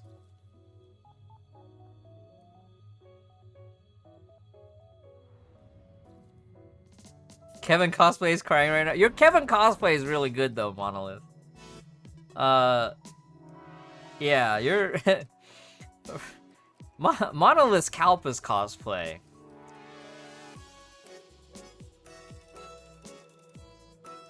Oh no, Marty's here. Oh no. Listen. My perception on Kosma is through the lens of Abyss and Memorial Arena. If they had expounded more on Kosma and Dystopia's relationship, maybe my feelings would have changed. But, Abyss Kosma, okay, Memorial Arena Kosma's okay. Abyss Kosma makes me just want to quit the game.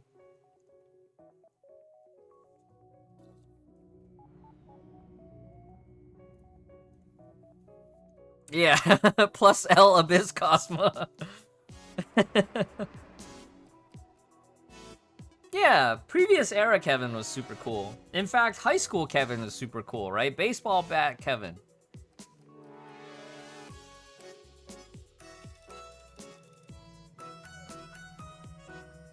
Yeah, if they didn't write off Dystopia, why didn't they just have the 14 Flame Chasers? Keep Dystopia alive. Maybe Kosma wouldn't have been such a bad boss in Abyss if Dystopia had survived. I follow it. I do follow it. I don't follow it keenly because following it keenly means that I'm always lurking on the whoever's leaking the story spoilers from CN gameplay, and I'm like, I just want to enjoy the story on my own terms.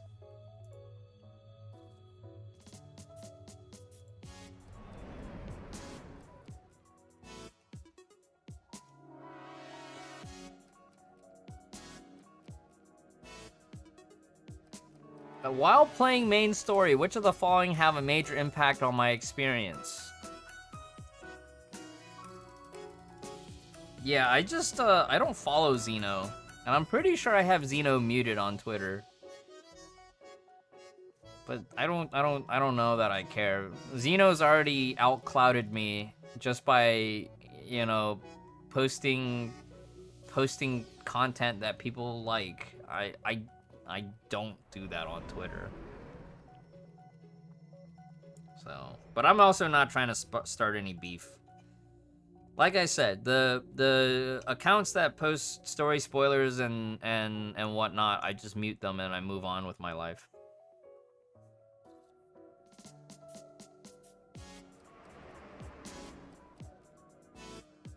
Xeno's on the road to outclouding Marissa as well? Oh, hell no. Marissa still dwarfs Xeno in terms of follower count and YouTube power.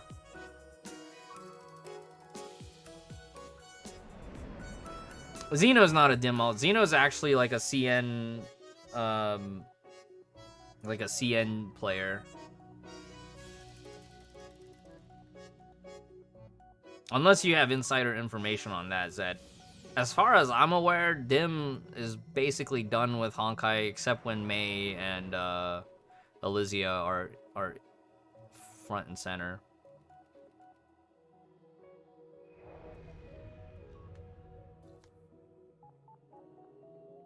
Maybe Affinity 2.0, Zed. Affinity 2.0 feels more in line.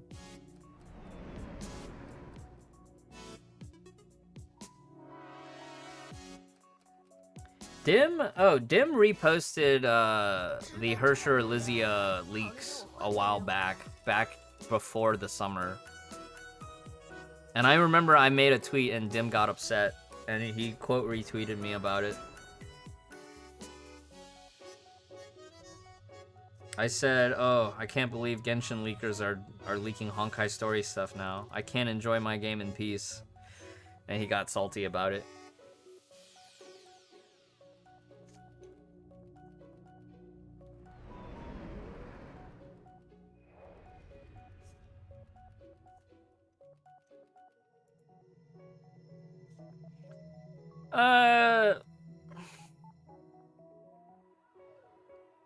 What is my main source of understanding Honkai 3rd story content? I play the game.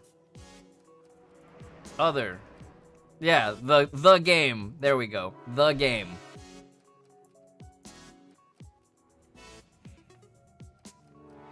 I never look for strategy, guys. Yeah, I occasionally search. No, you know what? There needs to be an other option, right? The other option is we look for raw references. We don't necessarily look for guides. We look for raw references because for the level of players that the majority of us on this channel have been is like, we know the game enough to dissect a reference and figure out what we need to do. Or we ask other high-level players that have already like practiced the reference run, like, okay, what do we need to do? And occasionally we'll come up with our own references because we have to scale down and account for our own gear. I never look for strategy guides because I am the strategy guide. No.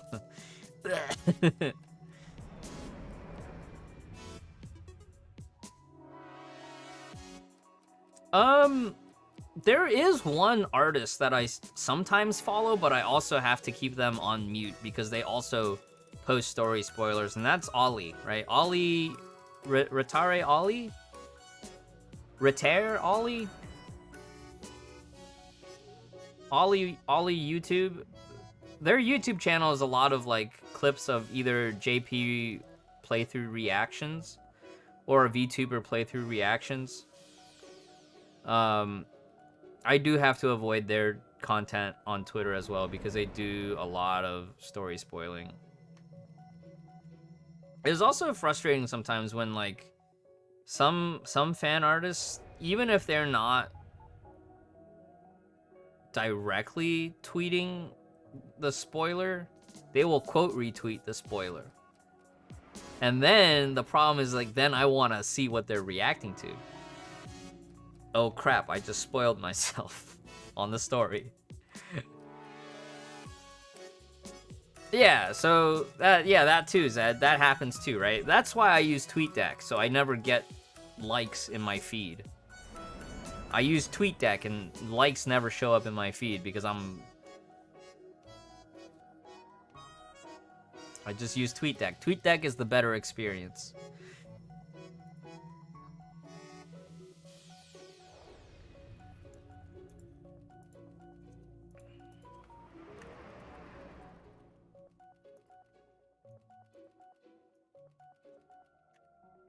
Just Abyss guides, right? Just MA and Abyss guides. Those are basically the only guides we need, right? We just need the references.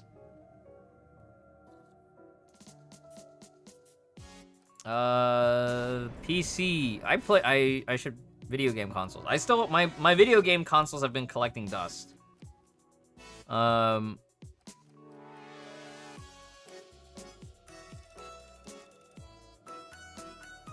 I have rarely played games in the last 6 months.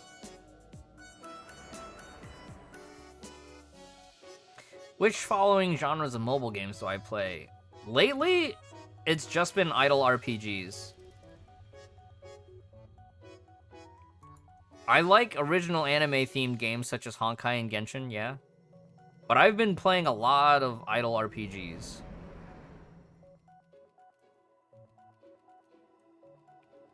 Where is idle RPGs here?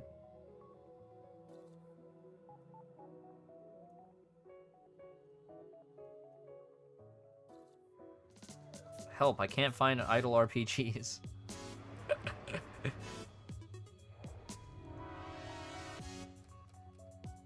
RPG card games? No. Business sim. Is it? Q Farm Township? No, they don't. Where's like Epic 7 and FGO?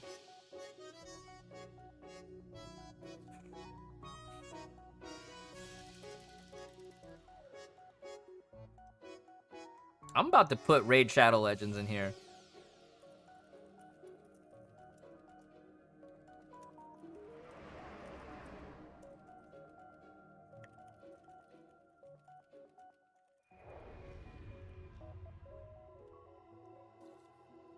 FGO's RPG card game.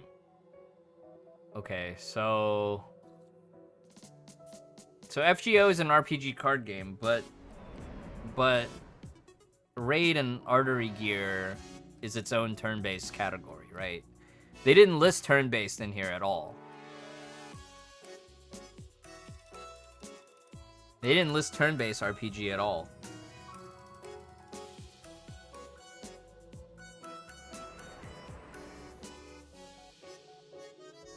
Can be... yeah.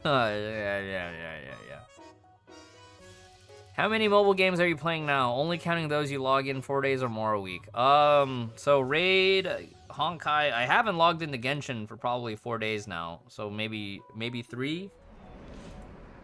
3? Over 4 hours. Majority of it is on Honkai. Yeah, over 4 hours. And especially the last 2 weeks. Freaking Rat King in Raid Shadow Legends. Mobile games. I think 50 to 99. Oh, in the last 3 months. Oh, fuck. I'd rather not say. No, I think 100 to 249 is accurate. Because I think right now my budget on Honkai is like each version I'm doing, you know, around 50 to 60. 50 to 60 each version of Honkai. So I'm probably just a little bit over $100 on the last 3 months of Honkai. Each 3 months would be like 2 versions of Honkai, right? So yeah.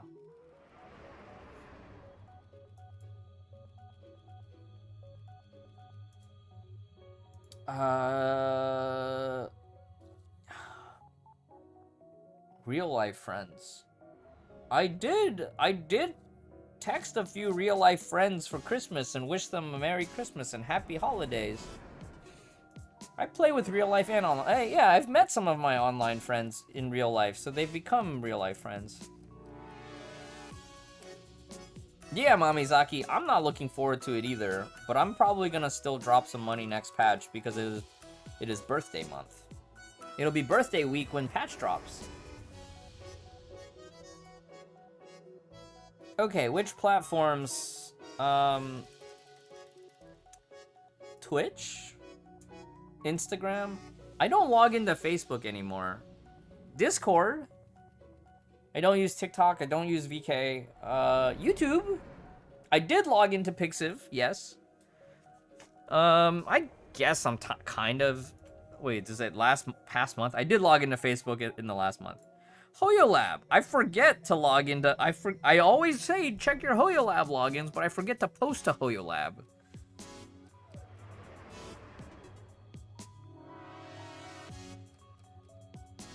LinkedIn. Pixiv? Yeah. Follow my Pixiv.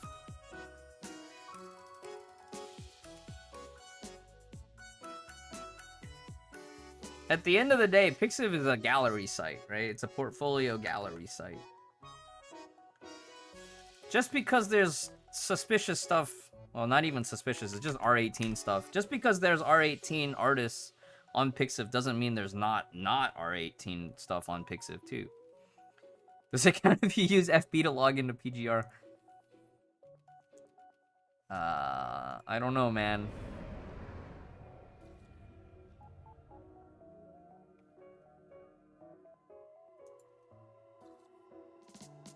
I wouldn't say boomer, Zed. I'd say if FB is most convenient for you, you may be an elder millennial. In the crossover ends, which types of partners appeal to you the most?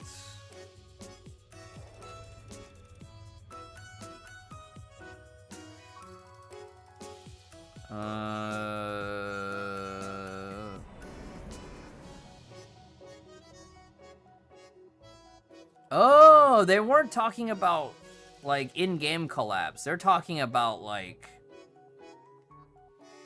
They're talking about, like, live things.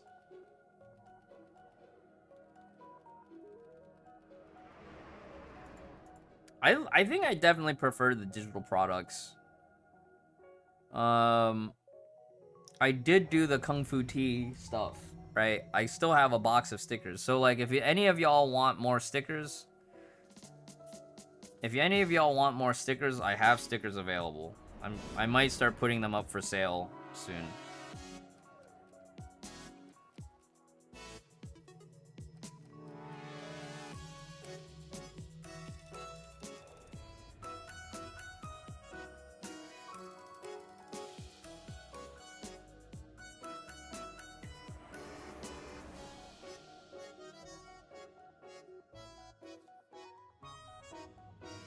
Ooh, I like the stickers.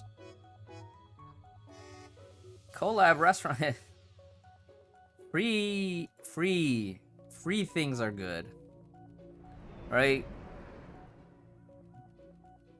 We got free stickers. Well, it wasn't free because you had to buy the themed item.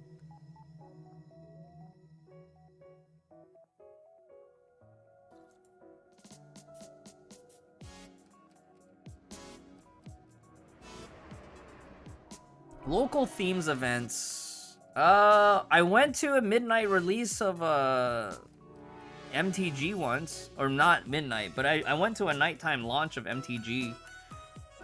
Return to Ravnica back in like 2010. And then I did midnight release of Wrath of the Lich King back in college.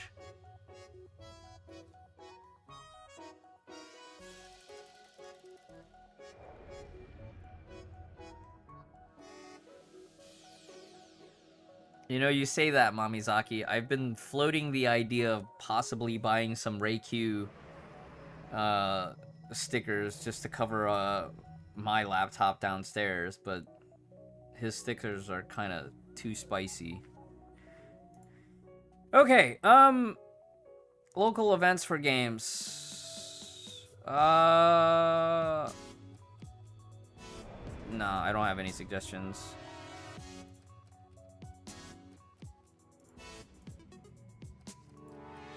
Okay, here's the important open-ended form, right? Here's the important open-ended form. Okay, open-ended.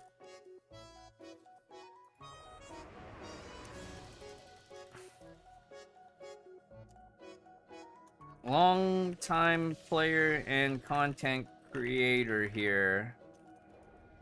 I think players would be less exhausted or worn out from the game if there were more quality of life changes for old content like Chronicles and Mirage.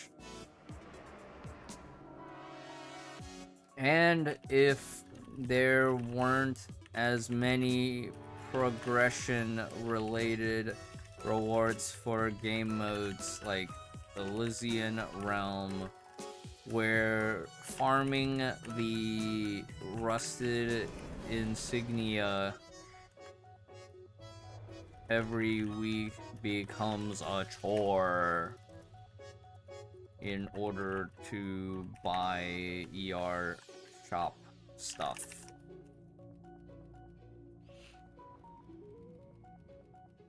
Catch us up to CN? Yes and no, Zored, because like you'll have the budget players who prefer not caught up, right? But if we're caught up to CN, at least we don't get story spoiled.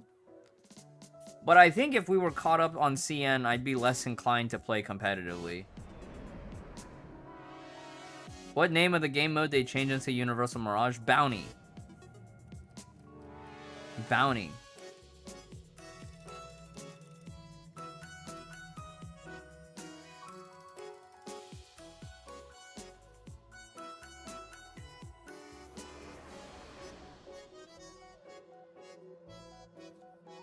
I think I do understand and respect that desire to be on the cutting edge of content, Zored, but I don't think it's good for the wider player base.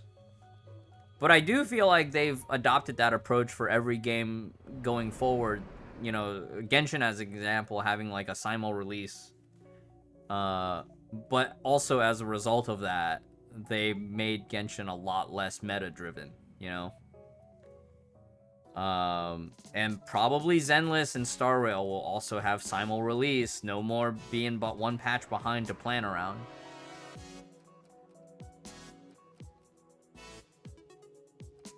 But they are speeding up. I remember one of the things that they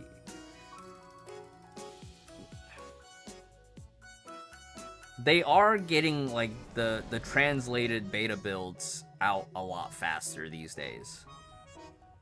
For the public betas.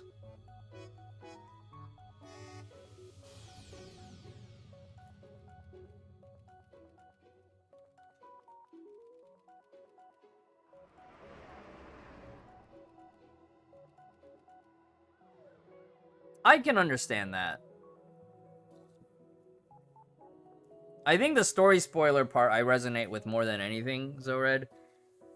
I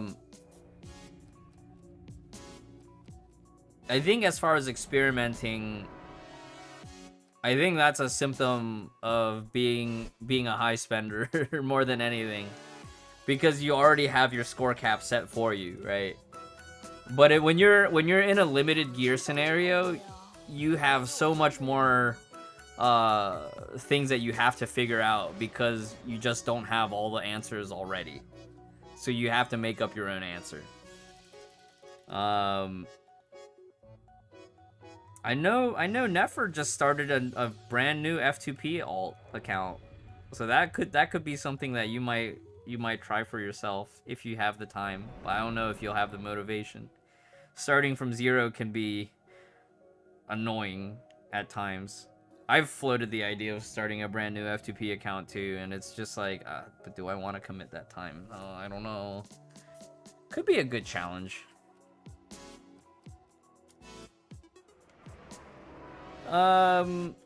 Divine Key gene limit unlocks also require way too long to grind in order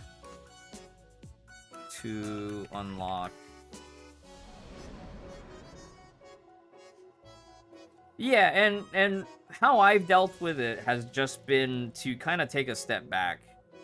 Like, I will still play through the story and enjoy it on my own terms. But like I've said, anybody on social media, whether it's Twitter or other area, like other platforms, you know, even if it's on Discord, I'll just mute whoever's posting the spoilers.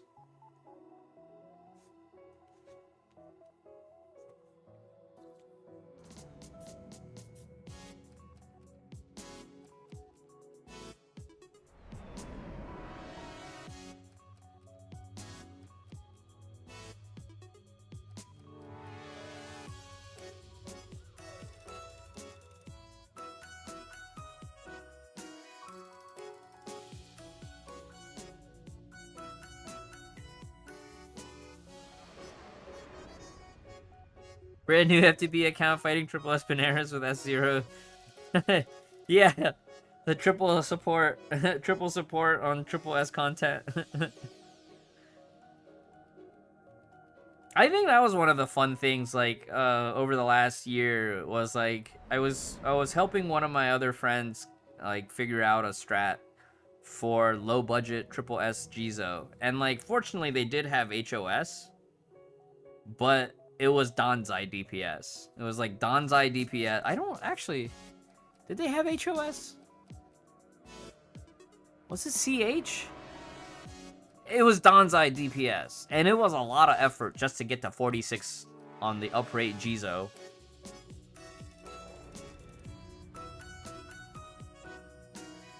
Hey, Rice Bowl, welcome back. We're recording some Honkai content for the YouTubes, but I think it's gonna end up being like a 2-hour-long VOD for YouTube.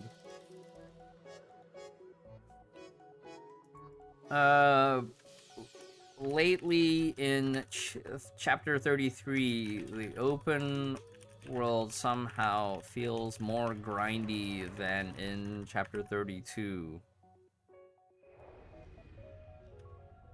partly because of the daily requirement for Chrono Navi fragments.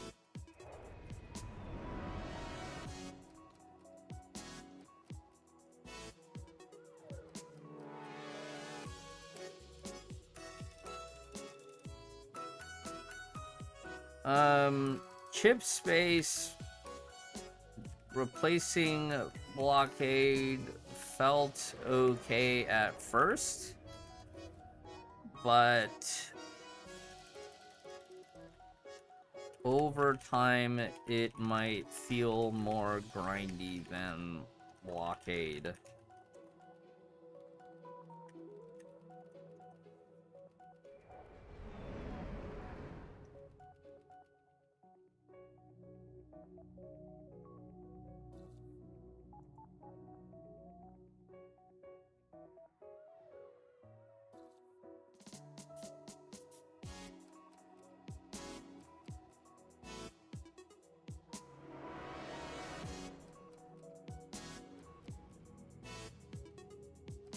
Uh,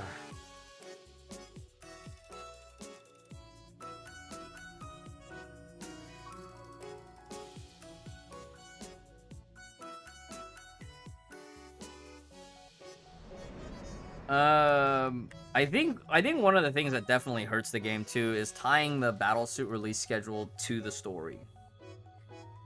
And that was part of the reason we had such a weird release schedule this past year, was just because like they tried to stay close to the story cycle.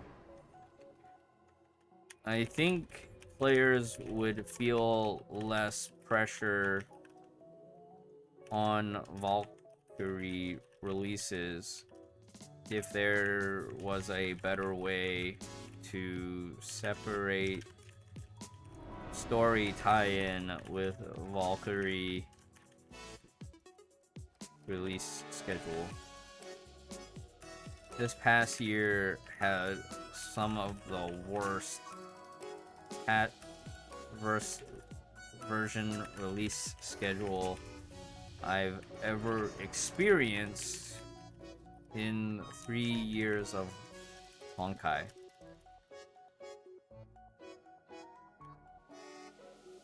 Vilvi's gameplay design could have been justified if she was the farmable S rank for the year.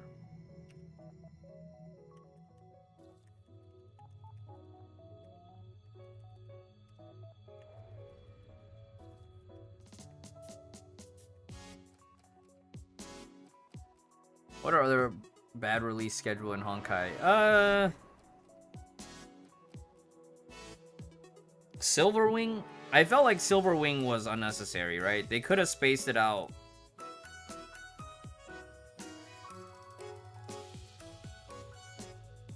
I think Silverwing they could have released...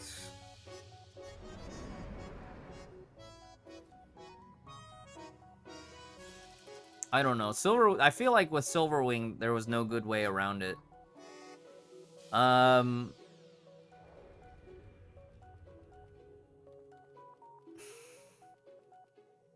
Because you either do it, and it's always super hard between the Mid-Autumn Spending event and the CNY Spring Festival event. Because you only have 2 versions. So it's almost a lose-lose either way. There's no way for them to stick to the A rank, S rank formula without having a double release, right? If we look back at 4.3 and 4.4, people were upset that Dea Ancora was a premium S rank released right after a spending event. People had already dumped their crystals.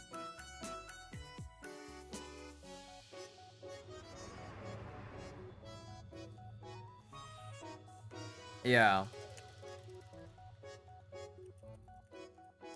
Yeah. There were... Yeah, that's a great point, Zored. Ice Hersher, Ice Divine Key, and more ice supports. More ice battle suits. And now more Hershers.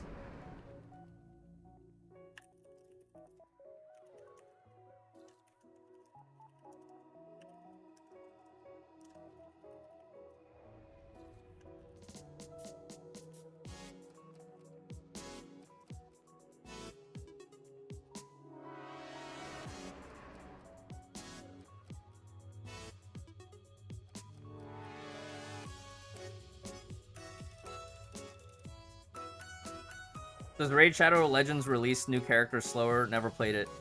Well, see, here's the thing, SRX. Raid Shadow Legend releases so many new characters at a time, but the spending cap is so much higher, you either just accept the fact that you're just gonna skip, or you're cracking enough to collect everything. Like I said before, Raid Shadow Legends just has an insanely higher spending cap. It's way more pay to win.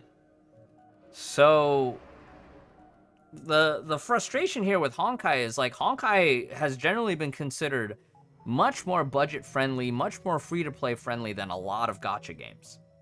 And that's kind of where our expectations had been.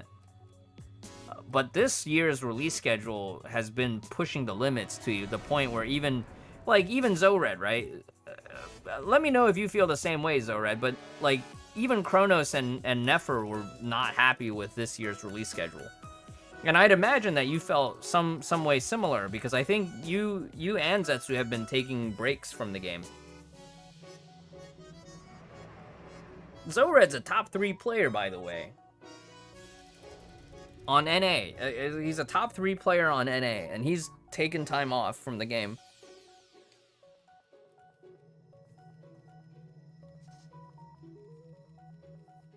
Yeah, even Kronos feels the same way. Kronos actually sniped top for 1 position once on SCA, right?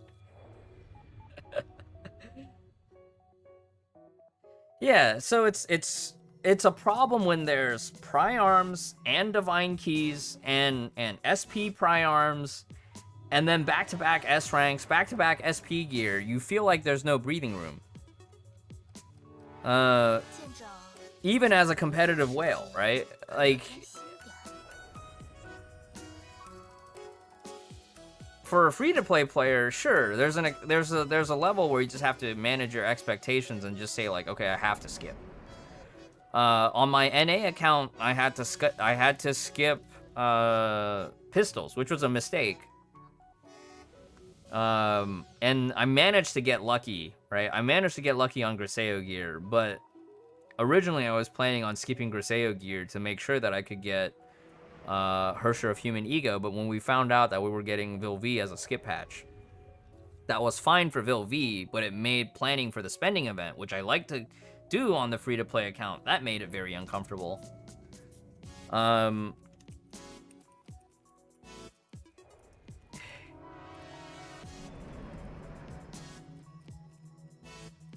I think having a mini spending event right before a major spending event was a big mistake.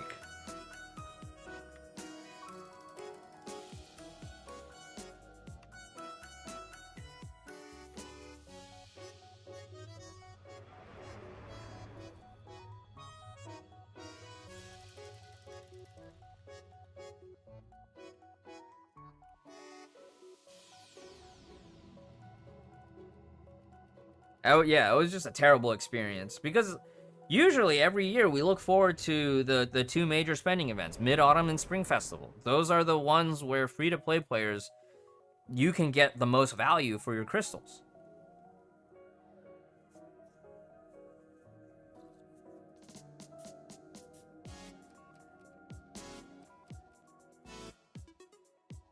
Yeah, Poots.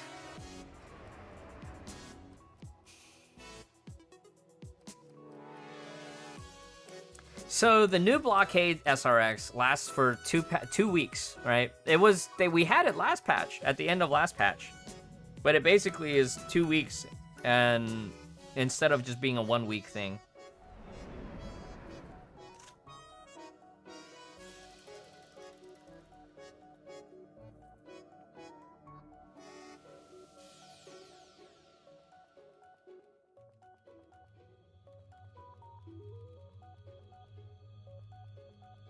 I think the beginning of this year felt better. Like, Silverwing, you kind of knew was going to be a niche character, so if you were low budget and you decided to skip, that's fine, right? You problem solved another way. Same thing with Aponia. Like, if you were a low budget player, low budget character, I'm a low budget character. If you were a low budget player, you would just skip Aponia, you skip Vil V, but then you pick up Hersher of Human Ego.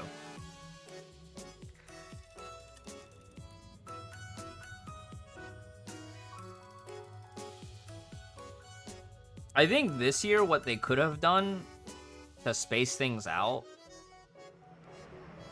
they could have sped up the story. They could have released the story chapters like one patch earlier. I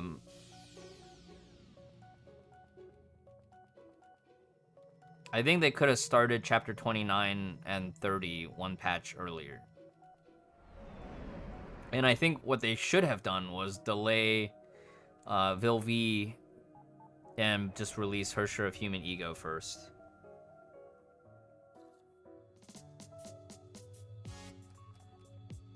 Alright, Poots. Take it easy.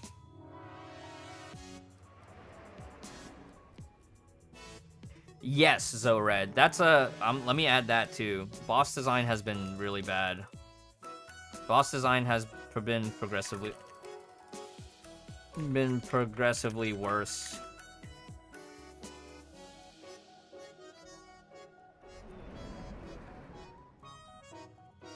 Not fun mechanics, but higher score gates.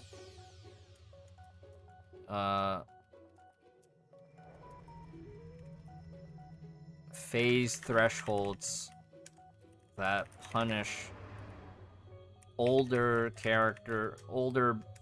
battle suits, that cause old battle suits to become outdate even faster. Abyss Kosma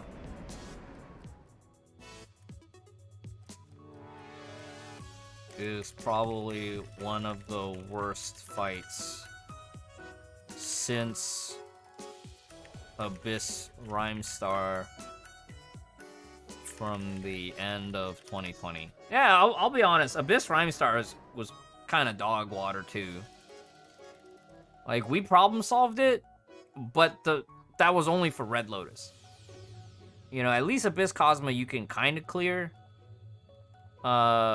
in Nirvana with alternate strats, but it's still not fun.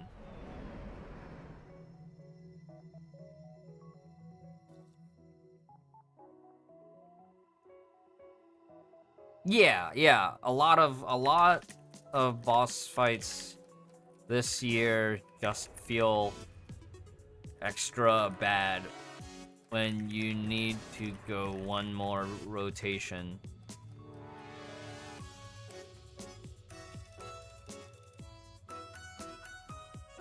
I wish a lot of these fights were just more linear after the transition phase. You know, like, just have it be a very straight up where you can... That's one thing I liked about older fights, where you could do, like, a mini rot to clean up on.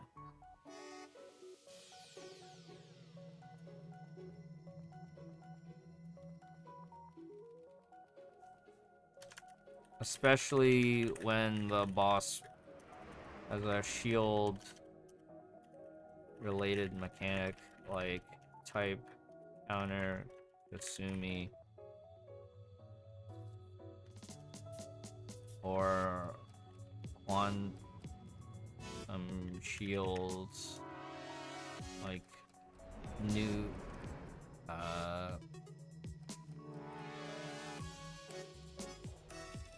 Donatia 2.0.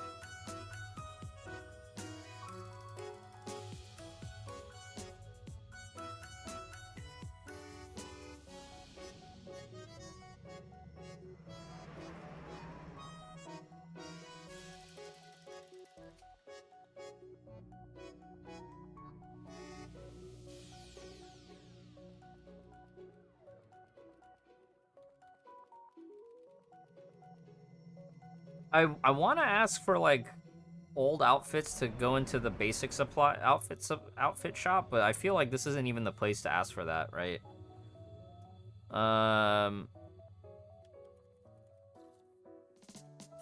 Could have, or should have, I think Hersher Elysia should have released first, as normal year would, and then have Vilvi be farmable and release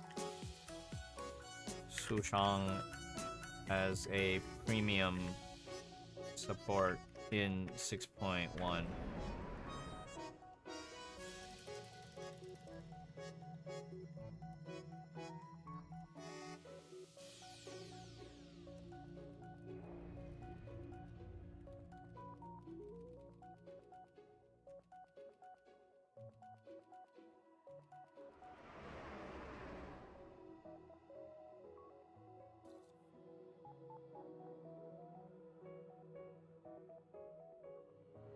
Yeah, wouldn't that have been crazy if they just released Hersher Elysia on the Chapter 31 patch? They released the story and the battle suit at the same time, and then just make Vilv farmable the next patch after. That could have worked, right?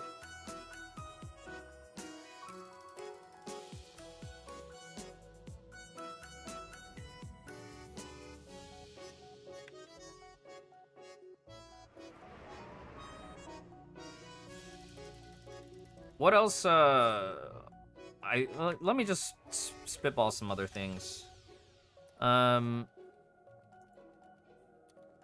Make old equipment craftable in Foundry. Foundry definitely needs to have all the cost requirements reduced. Especially G2 and G3 by 50%, G4 by 25%. I think G4 costing a little bit more is fine because it is the premium. It is the end game, right? Hello, Afonso. Welcome.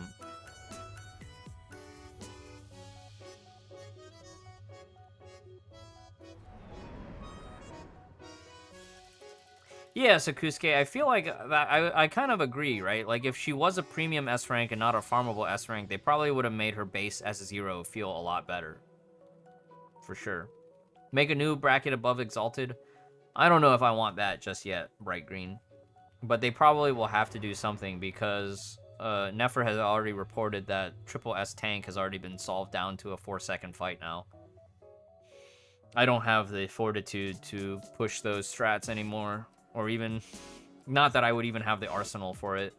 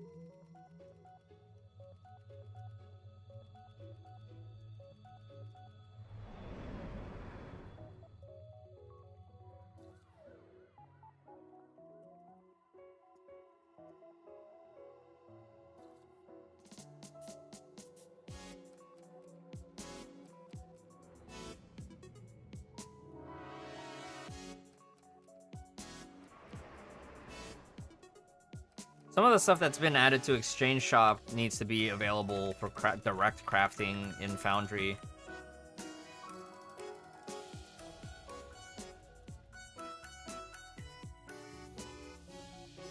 I think Exchange Shop costs need to be nerfed too.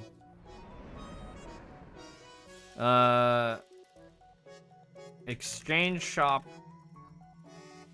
costs need to be completely reduced from 4,000 weapon resonators for one weapon to 1,000. I feel like if nothing else, if they're not gonna rework Foundry, you should be able to craft a crap weapon in Foundry, convert to resonators, and get the weapon that you're looking for in Exchange Shop. I think that has to, that should be the case. Or at most, you craft 2 weapons, right? And I feel like Stigmata, especially old Stigmata, should be reduced to like No more than 3,000 resonators.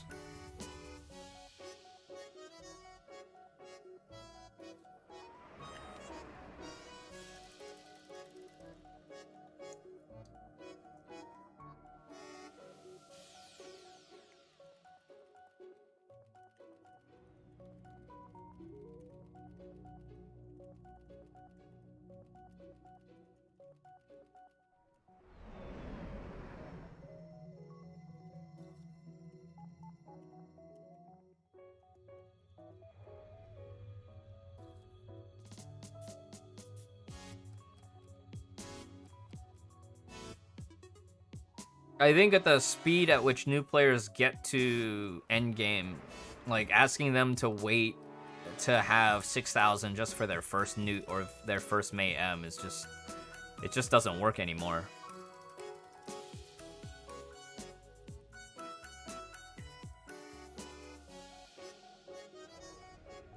All scheme, says Eddie.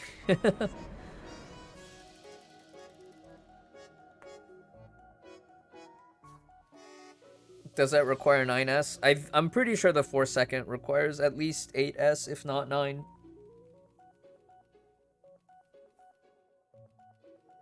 Yeah, you also don't get useless stigs, right? There's a, I think the only time you get useless stigs is like if we desync from CN and Focus A ends up not sharing the pool as Focus B. So then Focus B has all the good off rates, and then Focus A has like off rates that are old meta, but you can still use as a new player. Yeah. The only people who get stigma resonators are people who are either doing their open world weekly or people who salvage willy-nilly. I don't know, you see that sometimes where new players are like, oh, I salvaged that. I'm like, you could use that.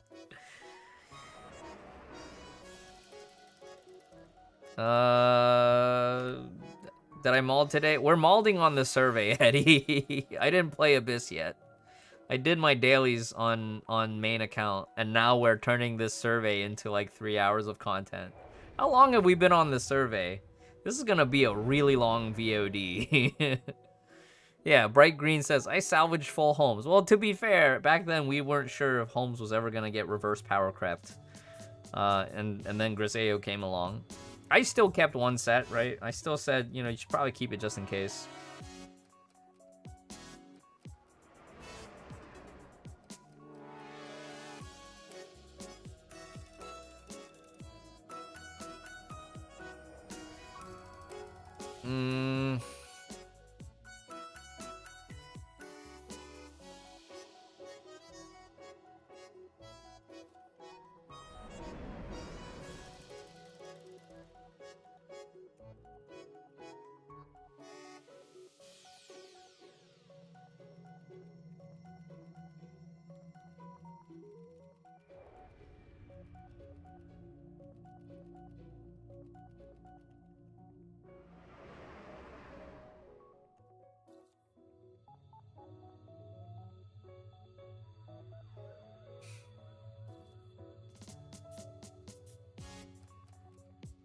Yeah, I still don't understand why open world doesn't just give you a neat 250.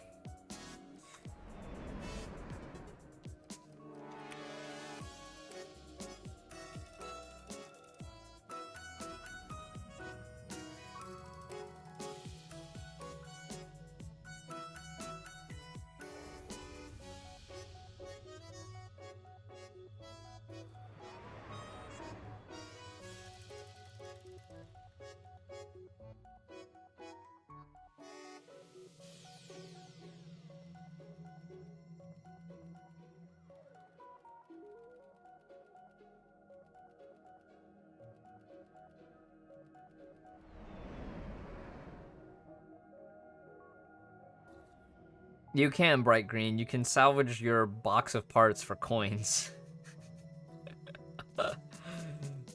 That's why I still do Shixel over all the other open worlds. So I can farm box of parts for coins. I don't know. I feel like we can address those issues at another time, Bright Green. Well, that's your fault for still playing APHO. 3 million APHO currency. Should have swapped back to Shixel HQ.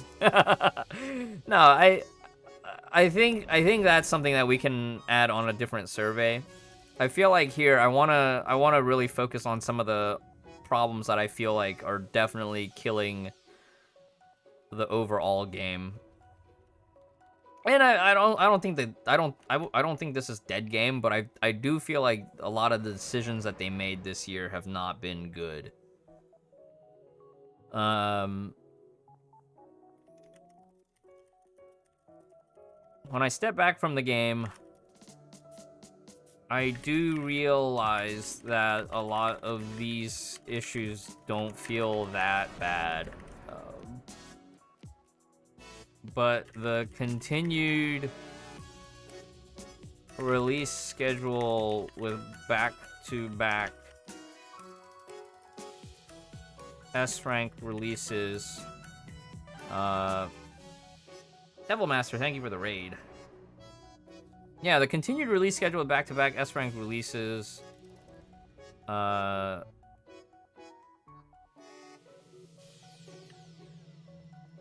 Where even high spender players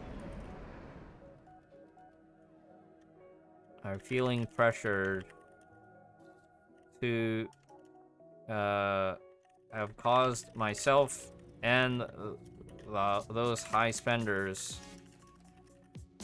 to lose interest in the game. Like, Zetsu wants to go back and play other games now, right? Zetsu's taking a break. Zored, you're on break right now too, right? Yumiku's has been playing other games. I've been playing a lot of other games.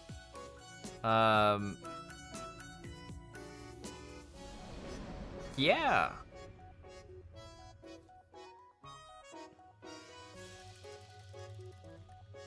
It's like when I was watching Ivy Lee's quitting Raid Shadow Legends video, right? A lot of her complaints about Raid Shadow Legends I felt like also fit for me to Honkai over the last 2.5 months or so.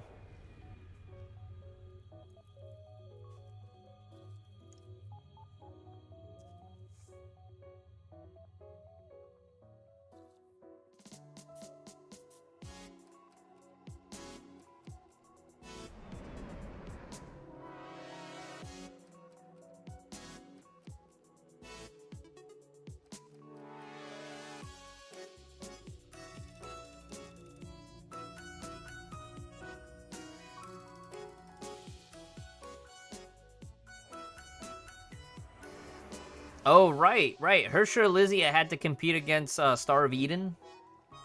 And then Pardo DPS, right?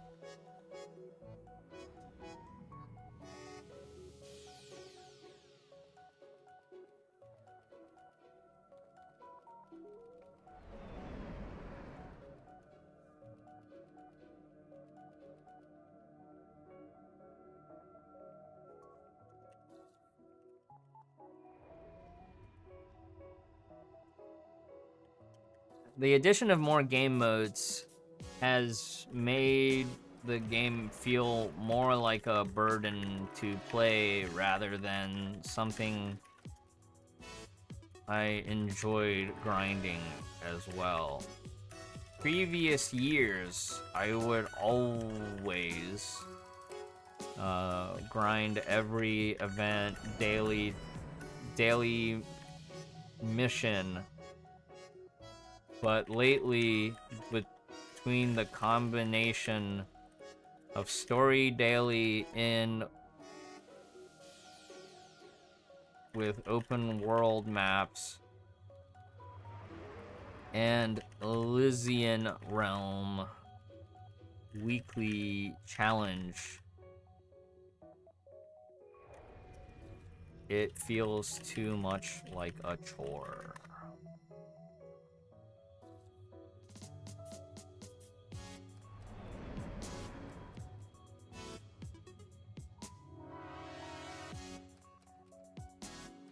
Yeah, Zored, that's you know, what you're saying, I think the better perspective is like when Fragile and Yui both say they regretted pulling for her because she ended up feeling too niche. She didn't have wide coverage the way that we thought she would. Right? Like, sure, the bosses that she's really good at, she's really good at.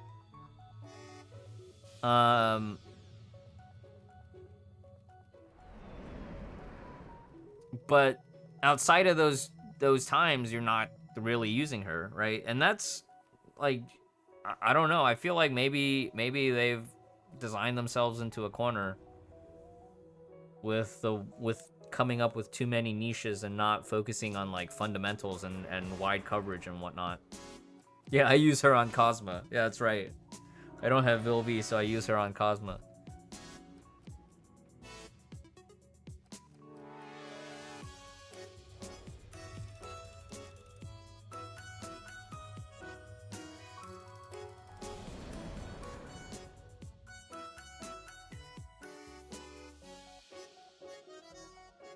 HFS also kind of got the short end in a lot of ways too, but HFS's release was like right before the beginning of the whole Flame Chaser arc. So soon as Mobius came out, it was like we just Mobius everything. They have been, yeah. Definitely, yeah, the feels side of HFS felt more important because like from the point of HFS release up until Hersher Elysia, we still had 2 double S bosses. And HFS still enabled so much more on those double S fights.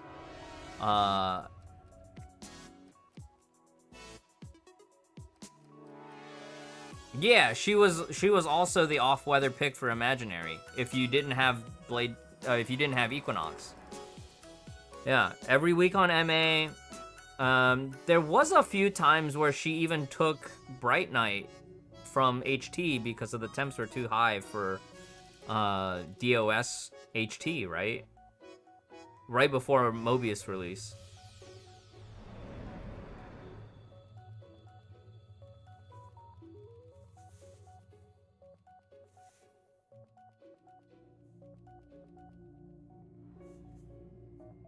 Right, Sakusuke. Compared to Hersher of Thunder, Hersher of Reason, and HOV, HFS was relatively low impact in the sense that she didn't just dominate every Abyss weather. But by that point, we had already moved to Super String. It wasn't like Classic Abyss.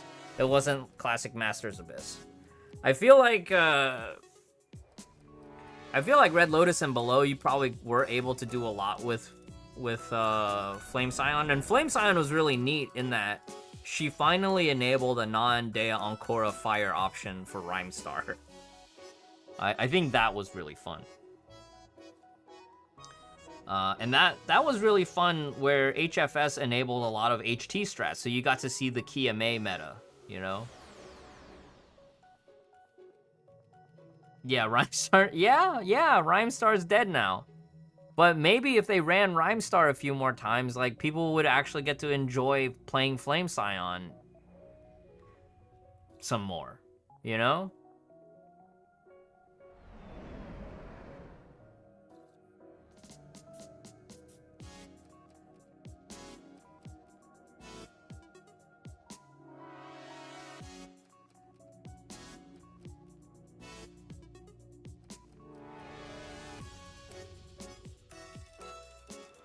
Yeah, Rhymestar never showing up again goes back to one of the early survey questions that was like, you didn't, like, we get new battle suits and we get new gear and then there's no content to use them on anymore.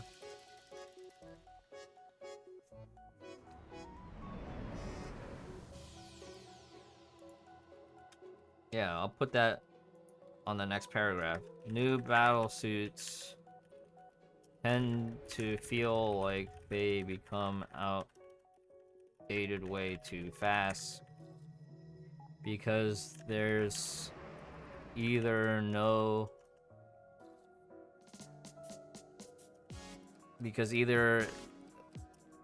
their Abyss weather is no longer in rotation or a new battle suit does their job better.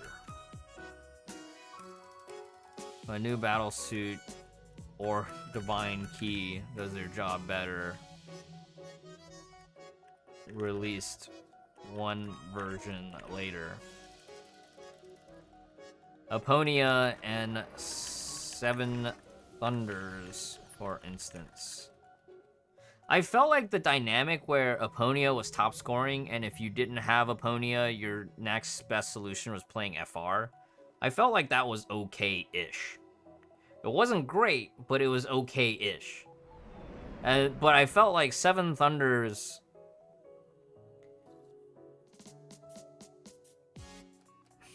I don't know. Is HOH that underpowered? It's not so much underpowered, it's the fact that she's too niche. You have Ice Weathers where it's not intended for her.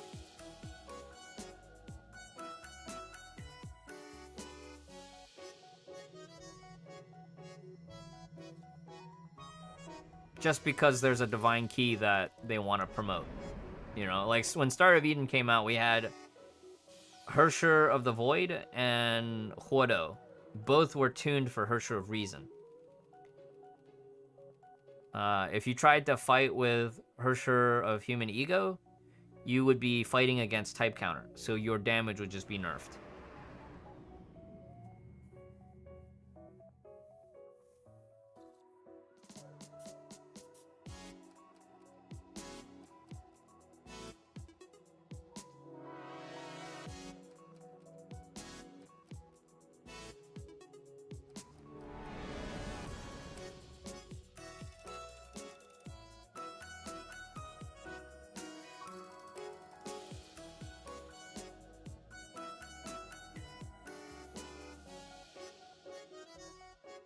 I don't know if there's anything else that I really want to put on this survey.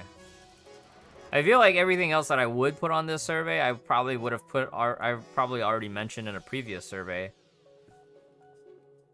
Okay, so my final conclusion is, like, I'm still optimistic for the game. I will still keep playing the game, but my level of care, like, is a lot less than before. Like, there are some things, like, with the direction of the game, like, I'm just starting to care less. You know?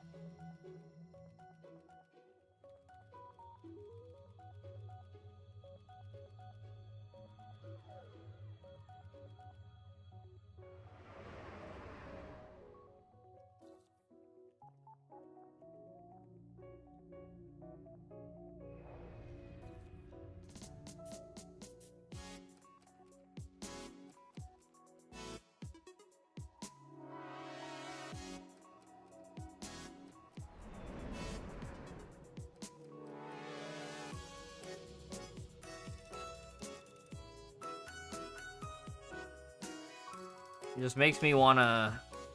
It just makes me spend less time in the game. Like, I feel like the last couple of days when we streamed Honkai, we were basically done with all our dailies in under 3 hours, and we weren't malding extra in MA or Abyss, you know? Hey, Akane-chan. Akane-chan. Akane-chan, hello.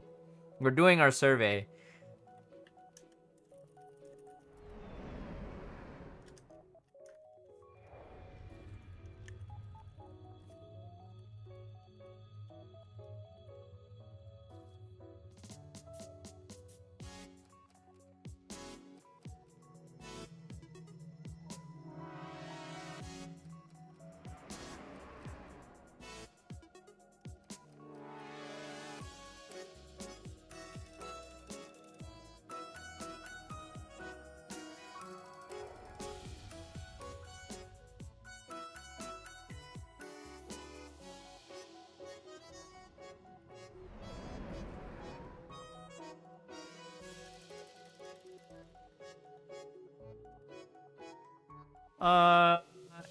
Anybody got a favorite outfit they want to see rerun?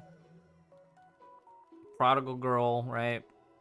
The Blazing Red Lictor.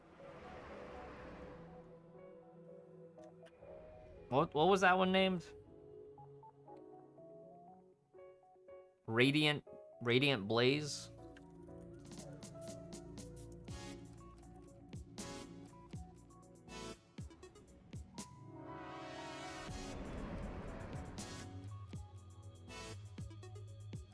Yeah, Summer Senti. Yeah, Boomski wants Summer Senti.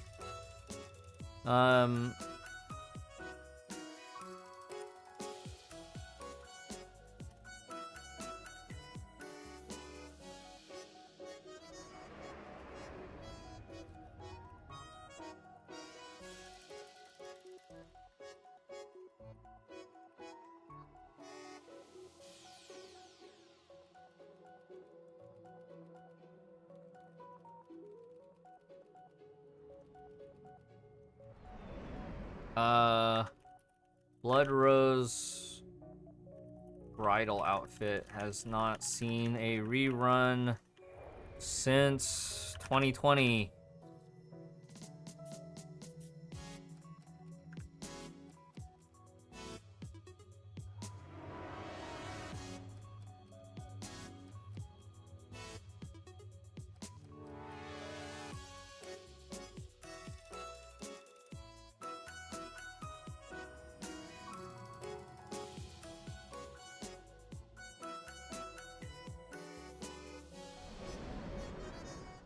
Yeah. So, Chad, do I just send the entire video, post it on YouTube, and just plug it right to the Discord feedback channel on official Discord? Maybe, right?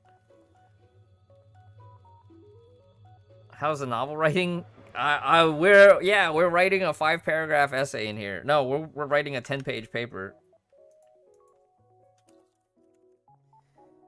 Sheesh.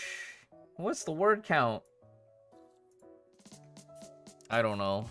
Are they gonna read it all? Who knows? I think everything else we'll just put on the end of version survey, like, in 2 weeks. I think my biggest thing is I'd like to see crafting reworked. And just fix the release schedule, fix crafting, and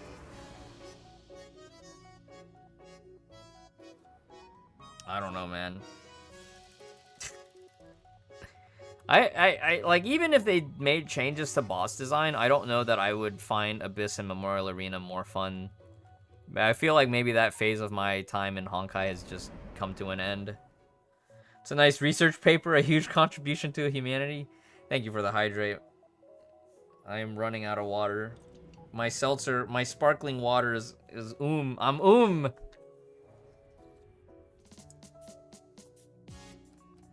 My guild leader texted me in the middle of this survey. He's like, is it LFR time?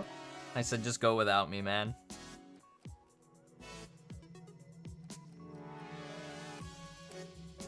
Yeah, PvEVP is always going to be stressful, but the thing is that, like, I think a lot of the high spenders in this game understand that there's always going to be an aspect of pay to win. But when you're fighting certain bosses, you want to actually play the game and not just have the boss completely negate everything that you're doing, right? Like, the boss just wasting your entire run because they just decided to move out as your AoE.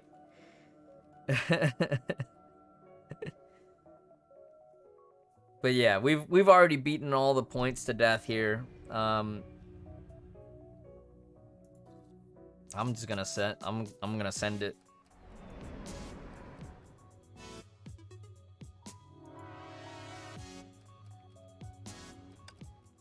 Hey, 200. All right. And it's a new day on the Europe server. All right. Playing my dailies, and we'll cut this for the YouTubes. Oh yeah, I guess for everybody else who's still here, don't forget that there is a rotation on Elf Supply. I forgot to cover this in the video for the banner review, but like, just use your brain. Use your brain. Blade Durandal would be your pick if you are rolling for elves. Otherwise, just skip and save. I don't know. Go for 3 stars if you're planning on it, and if you're not, then it's whatever. Oh crap! I don't think I capped cabbages yesterday, huh? Because we got stuck on the survey. Sag.